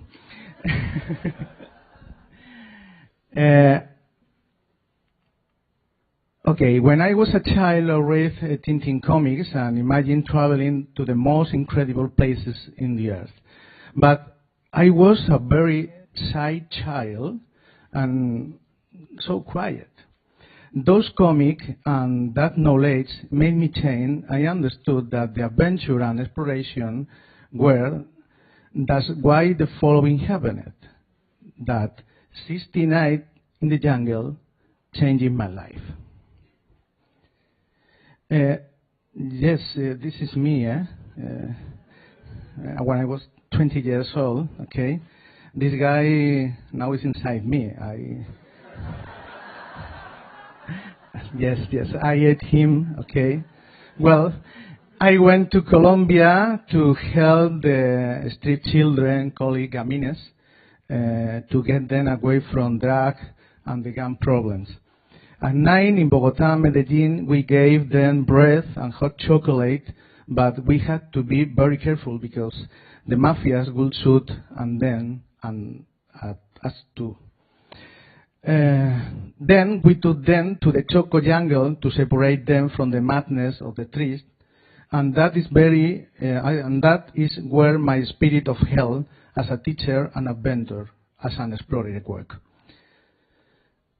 In 2003, with a group of explorers, scientists, and travelers, began the geographic dream. We founded the Astronomical and Geographical Society of Ciudad Real, and since that day, October 12, 2003, I have been the president. Great personalities from all over the world have joined our society, such as the primatologist Jane Goodall, the astronaut Michael Lopez Alegria, or the first woman in the world to climb the 14 mountain of more than 8,000 meters, Edurne Pasaban. And always sharing incredible moments with explorers, science, and adventures. My first madness from pole to pole, crossing the Arctic on that dog's leg. Well, I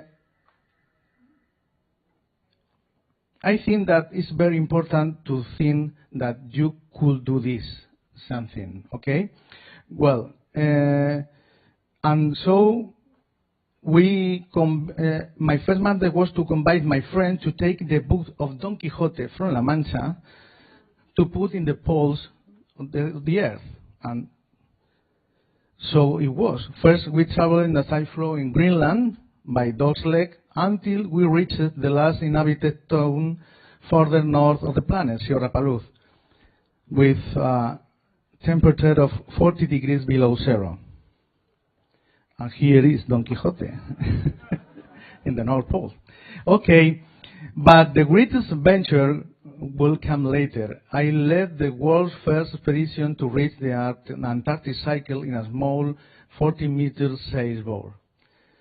A trip of 32 days of navigation crossing the Cape Horn and sailing the Mar de Oces, where we had 3 storms with waves of 40 meters and winds of 70 knots, dangerous sea on the earth. But everything is worth it when you see this incredible landscape. Of course, Don Quixote is there. We also did something incredible. We managed to hold the first video conference between Antarctica and space with the astronaut Michael Lopez Alegria. And then I have recovered lost histories, such as a story of Diego de Mazariegos, a Manchego like me, who founded 2 cities with the name of my hometown, Ciudad Real. We traveled more than 3,000 kilometers through the jungle and mountain. We crossed rivers of crocodiles and spectacular jaguars. And on all this route, I have carried out scientific studies of the quality of the water and the air to find out how life is the indigenous population. But the word that best defines me is teacher. I am a teacher, a simple teacher. Using all my adventure and appearances in the media, I have been able to attract the interest of my students, teaching geography with a map and showing objects and images of each place make it easier for the children to better understand the world around them. Now I am the director or headmaster of the Nuestra Señora de la Paz School in a small town in La Mancha, call it Villarta de San Juan, and I have created an innovative education program called Little Explorer. This project has won me the award of Best Teacher in Castilla-La Mancha. Thank you. Explorers, scientists, biologists have gone to school so that kids learn that with effort and work dreams can become reality. I like to bring together students of all ages to help each other and thus achieve a more integrated education social. I work with robotics, STEAM, and last year we managed to be the first primary school in Europe to launch a satellite in the CANSAT project of the European Space Agency. In the same way, I work with young people to return them to the origin of to nature and making them the new defenders of the nature. I have just returned from Antarctic cycle. I have taken 6 children to explore the ice and understand the phenomenon of the northern lights. It has been incredible to see how their eyes shone. Now, a patch from my school has traveling in the International Space Station with Michael Lopez Alegría to motivate my students with the astronaut school activity that I just started. Children, young people have managed to get my work awarded here today and to be among 50 incredible people 50 fighters to save the planet and humanity. With your help, I want my Little Explorers project to be carried out in the largest number of schools in the world. Let's continue discovering the ends of the earth, the name of my book says.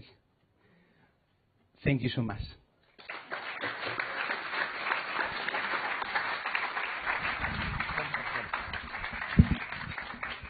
Once again, a shout out to the teachers of the world. Thank you for all of that. Thank you very much and congratulations. All right, we're coming down to the home stretch. We have 2 more speakers to come. Now, who here saw last year's publication? Lee Langen put it together. It was a beautiful book. People see it? We have a cover boy coming up. We have the guy who was on the cover last year. So, Satish. Thank you. And I'll say that my dad was very excited that I was on the cover because he took the picture, so he got to have his name in the credits as well. There we go.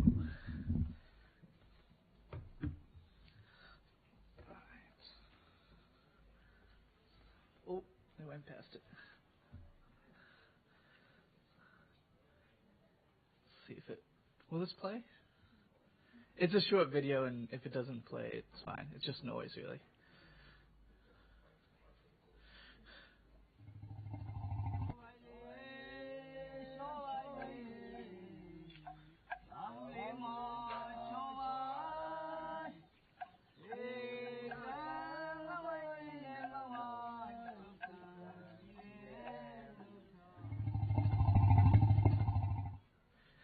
So this is just a short clip to show kind of the bond between humans and elephants in Asia.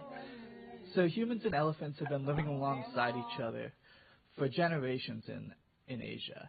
And we have a situation where humans have been working next to elephants, they've been living next to elephants, but there's this strong bond as well, both with this clip, which is an example of the mahouts that I was working with. They sing this song to the elephants in order to calm them down. So this instance, when they're singing it, they're doing like medical procedures, so they're taking some blood from their ear.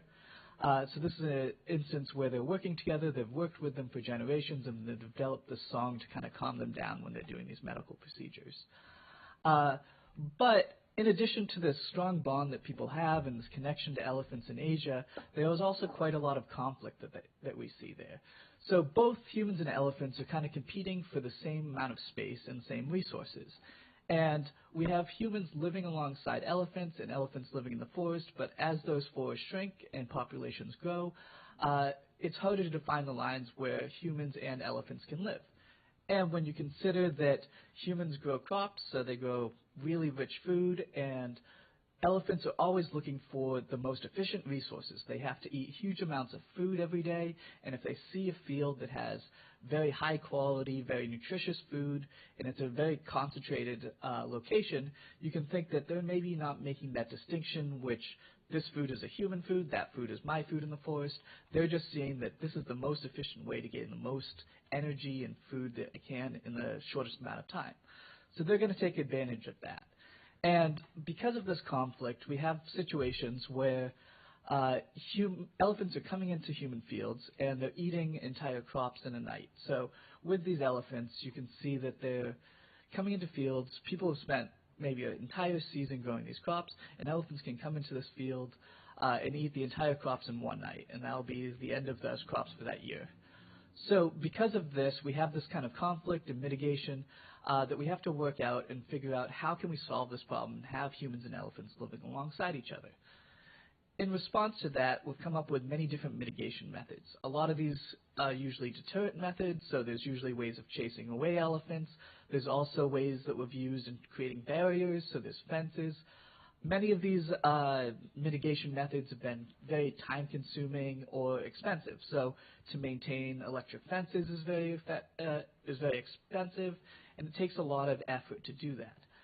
So in order to kind of look at this from kind of a slightly different perspective, we wanted to kind of investigate if we can figure out what kind of the motivations and variations there are in elephants that are causing elephants to enter these fields, and if we can figure out the motivations and perspective of the elephant when they're entering these fields, can we figure out how to prevent them from going into those fields? So in order to do this, we're looking at kind of why certain elephants are more likely to cause problems or more likely to enter human fields than other elephants. So kind of the variations in elephants' personalities.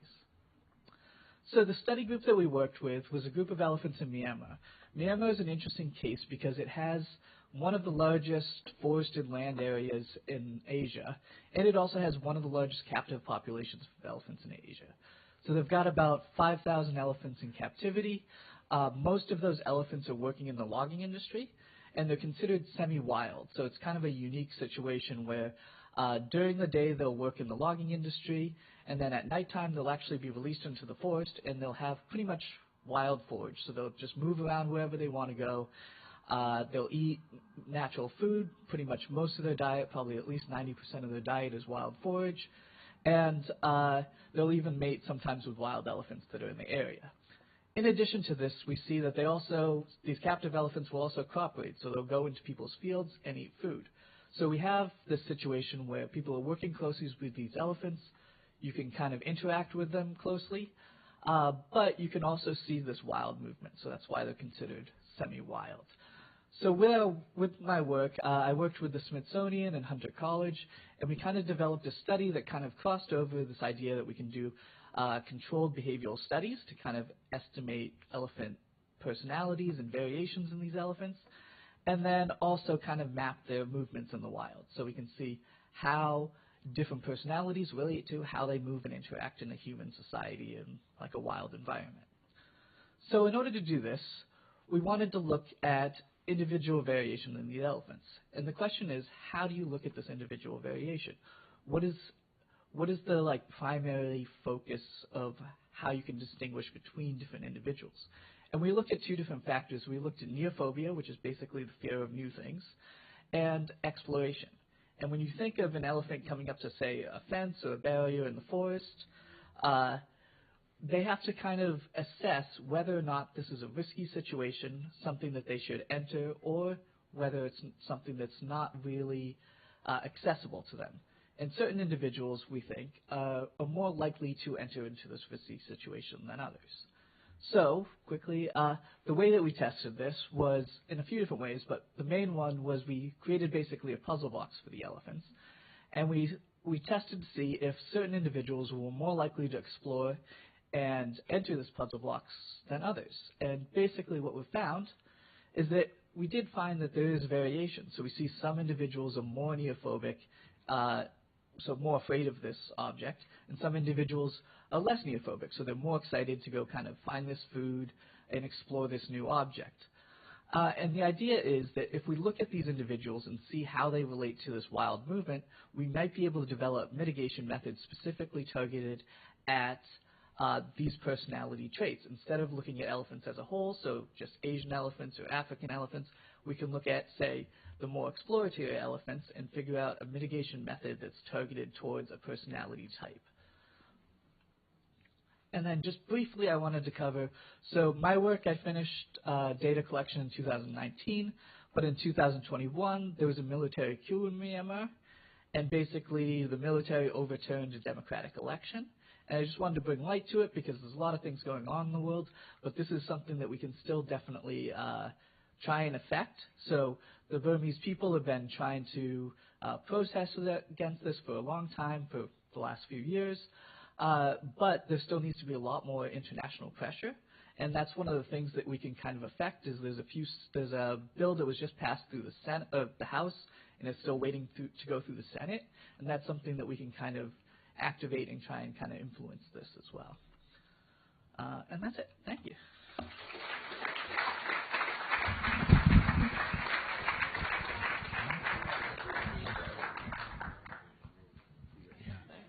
Yeah, congratulations and thank you, and that is fantastic work. Another boundary crossing kind of exploration. Really cool. Yeah, and I'm very pleased to hear that your father was involved with that, because I think in all of our works, to have the people closest to us involved or sympathetic or encouraging is so important. So please, on behalf of the Explorers Club, thank your father. Yeah, I will. Thank you. Okay.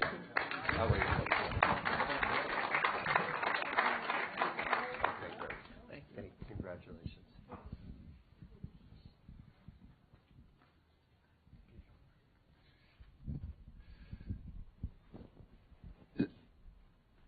So good afternoon. My name is Mark Hannaford. It's a real pleasure to be. I've written my speech at about 20 times during this day, so I'm going to kind of go with the flow really. But first to tell you a story. So about 20 years ago, we were on the Kanini River, which is the border between Namibia and Angola, and probably a lot of you know it.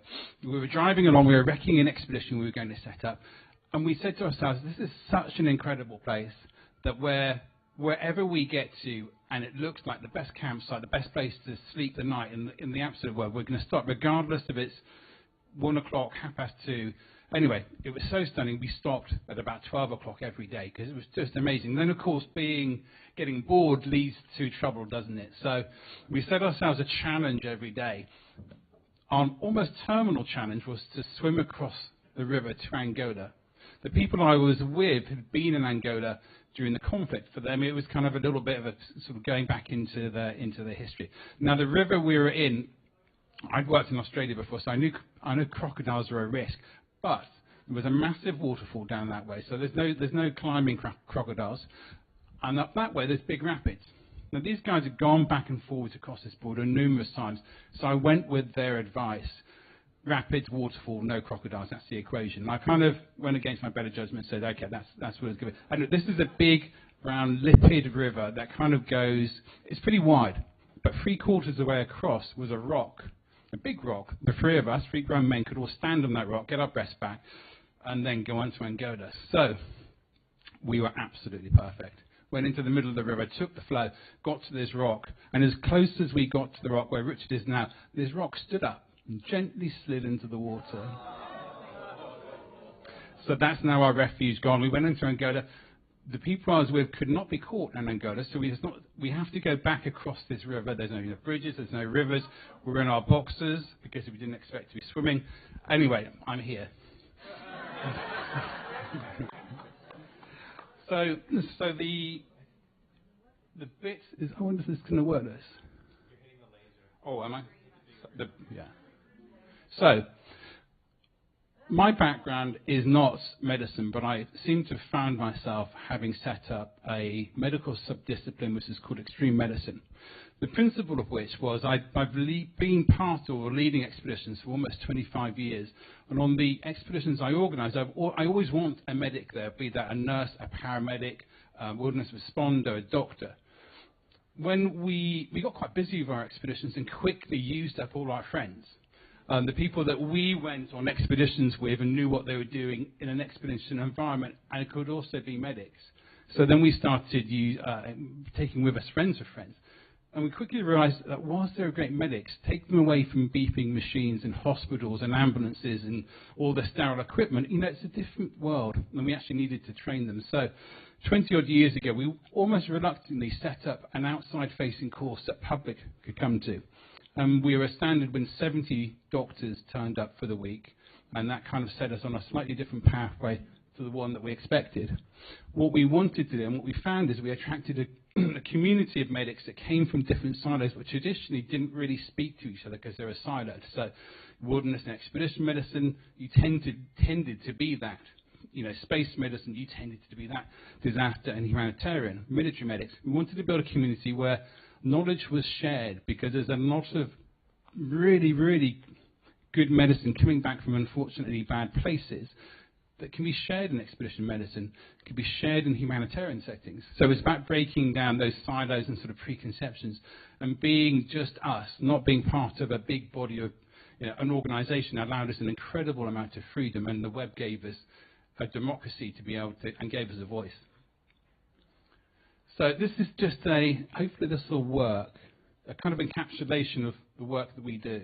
Tens of thousands homeless, and many more still unaccounted for tonight after the worst disaster in the worst disaster ever on the mountain. Sniper! Everybody's got to be ready from now on. You never know what's going to happen from now on. And now, out of control in West Africa. According to Sierra Leone, the country's when nearly 600 cases of Ebola have been confirmed in Guinea, Sierra Leone and Liberia.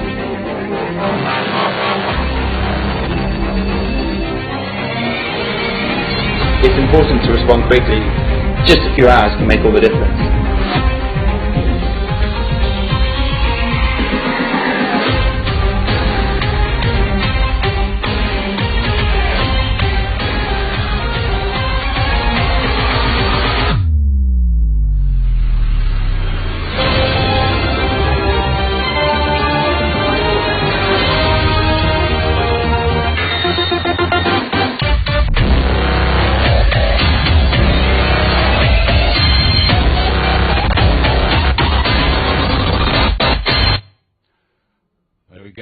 You've got to have some music like that, haven't you, at the end of the day?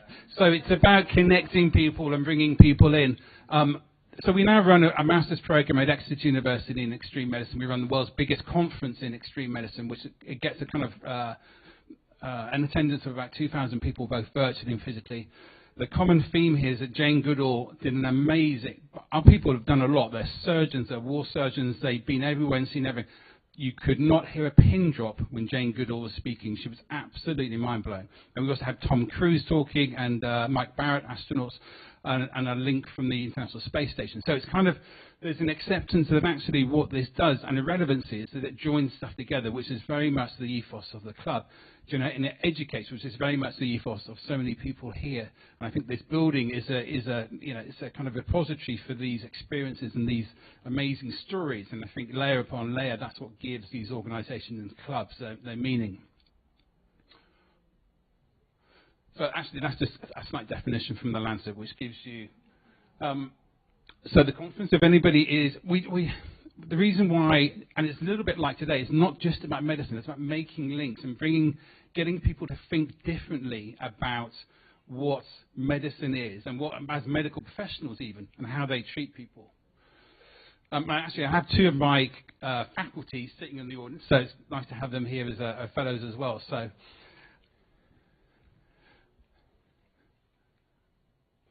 This is taking longer than I expected, this slide. But anyway, we kind of sit in the middle there. And it's about breaking down silos, which so many of us do, as in the talks that have gone today. So my kind of trajectory over the last month has really quite changed. And I spent most of my time in the Ukraine. So we fit in a sort of interesting niche between the big agencies, in so much we're really, really specialised in what we do in terms of trauma. We have a lot of combat medics and military medics that work for us, and typically in small units, so special forces medics. We also are really quite small, agile and light, and we can deliver. We're not bound by big organisations, and we don't have a massive sort of logistical train behind us. So we've been supplying essentially high-level trauma kits and low-level trauma kits to the front line in Ukraine. And we managed to, it feels, well, it is wartime, of course it's wartime. We've got a network of agents, essentially, that move this stuff around the country to the front lines, and because they are small and nimble as well, they get through places where we couldn't possibly get through. And they've also got a personal connection, because they're often delivering to units that have their sons, daughters, or family attached to them. So there's, it's going back into the 1940s. It's ridiculous, but it's also immensely heroic to see what they're doing. And that's pretty much what I've been focused on for the last month and a half. And I think it's about the relevance. We have to be relevant in what we do, don't we? And every speaker that's spoken today is relevant because we're contributing to the world around us in different ways. It can't be whimsical and it can't be egotistical. It has to be relevant. So I guess what I've been doing because of the unfortunate situation in Ukraine is particularly relevant because it's in the news. But, we're surrounded by people whose stories are equally as relevant. So thank you for your attention. Thank you for your time.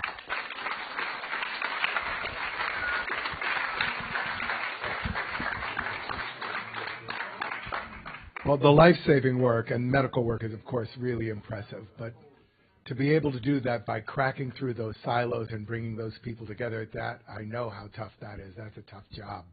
Thank you. And Mark, if I had a nickel for every time a story started with "I was swimming across a river in Angola," I'd be a rich man. Hey, listen, Mark, thank you on behalf of the club.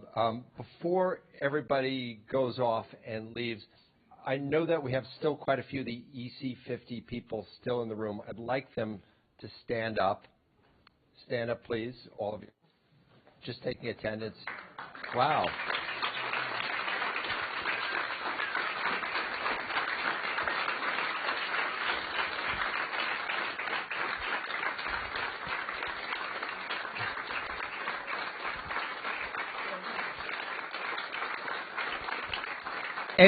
And wow, you can stop clapping for them, because all these people are going to get big heads when they become big stars, the Jane Goodalls, the Tom Cruise, whatever they're going to become. Listen, this is a club honoree, and so in order for it to work in the future, we need everybody's participation.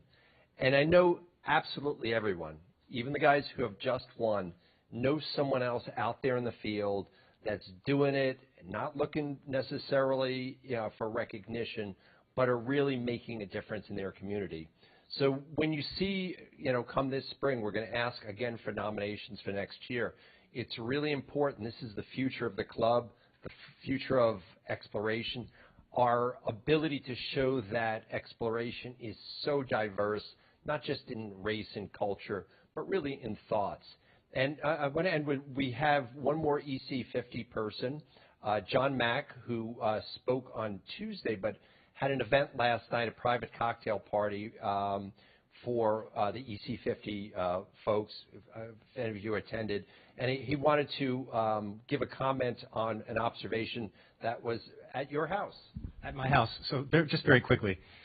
So the doorman who was working at the house just down the road here, he said, about 75%, this is after the event, he said about 75% of the people who came here literally walked right past the door looking at their telephones.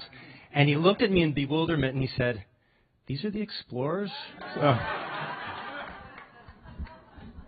Manhattan's its own jungle unto itself. Listen, just in case anybody's wondering what's going, there's a new members, but really it's a members open house tonight. And it's a good chance to meet everybody, exchange ideas. I believe the bar will be open, and Lacey's going. A group photo. Do you want all the EC50 people up here? Okay. EC50 people, come on up. Are they going to sit in here? We're going to. Yeah. Come on.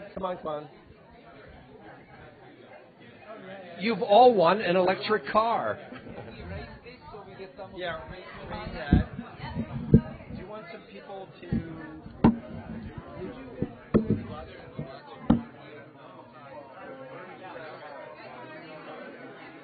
Raise a flag. Open the curtain a little more light. But just not too much so it's not too harsh. Yeah. That's cool.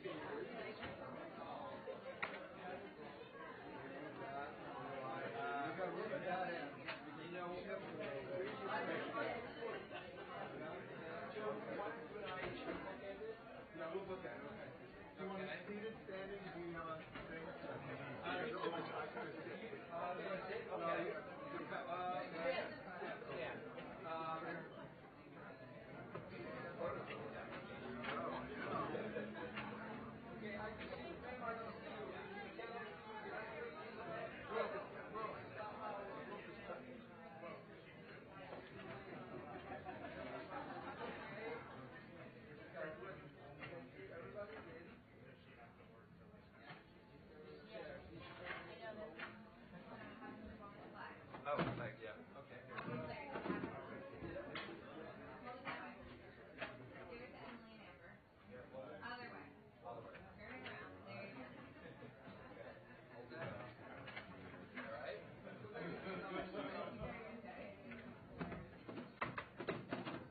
I mean, should we be saying anything? No.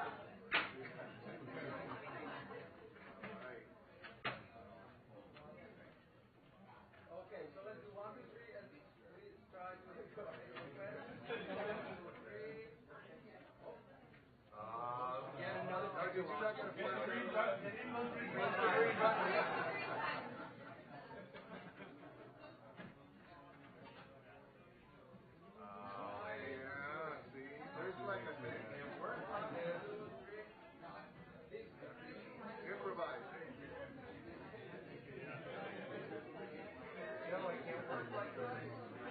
Bring them over. Imagine.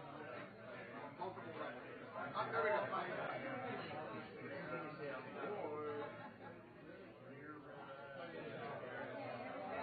Give her an iPhone. 1, 2, 3.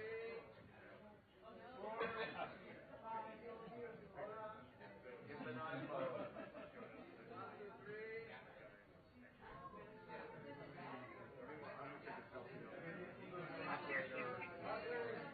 Okay, here we go.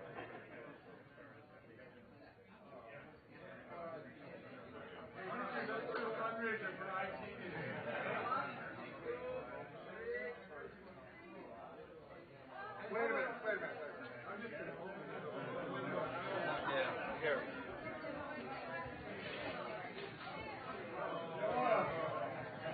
There we go. Doors light. Joe Rohde's a problem. Okay. 1, 2, 3. Okay. Anything you want to do crazy? All right. Everybody push the middle.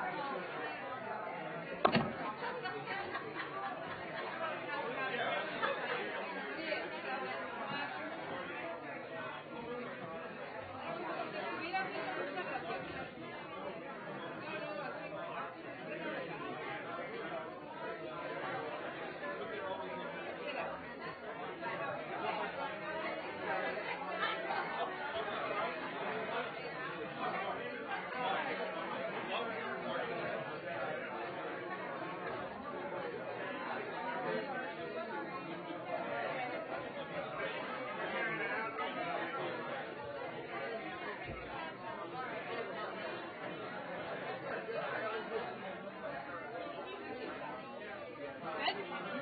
I'm going to steal the flag back from you if that's okay. Thank you, thank you. Well done. Get this out of here.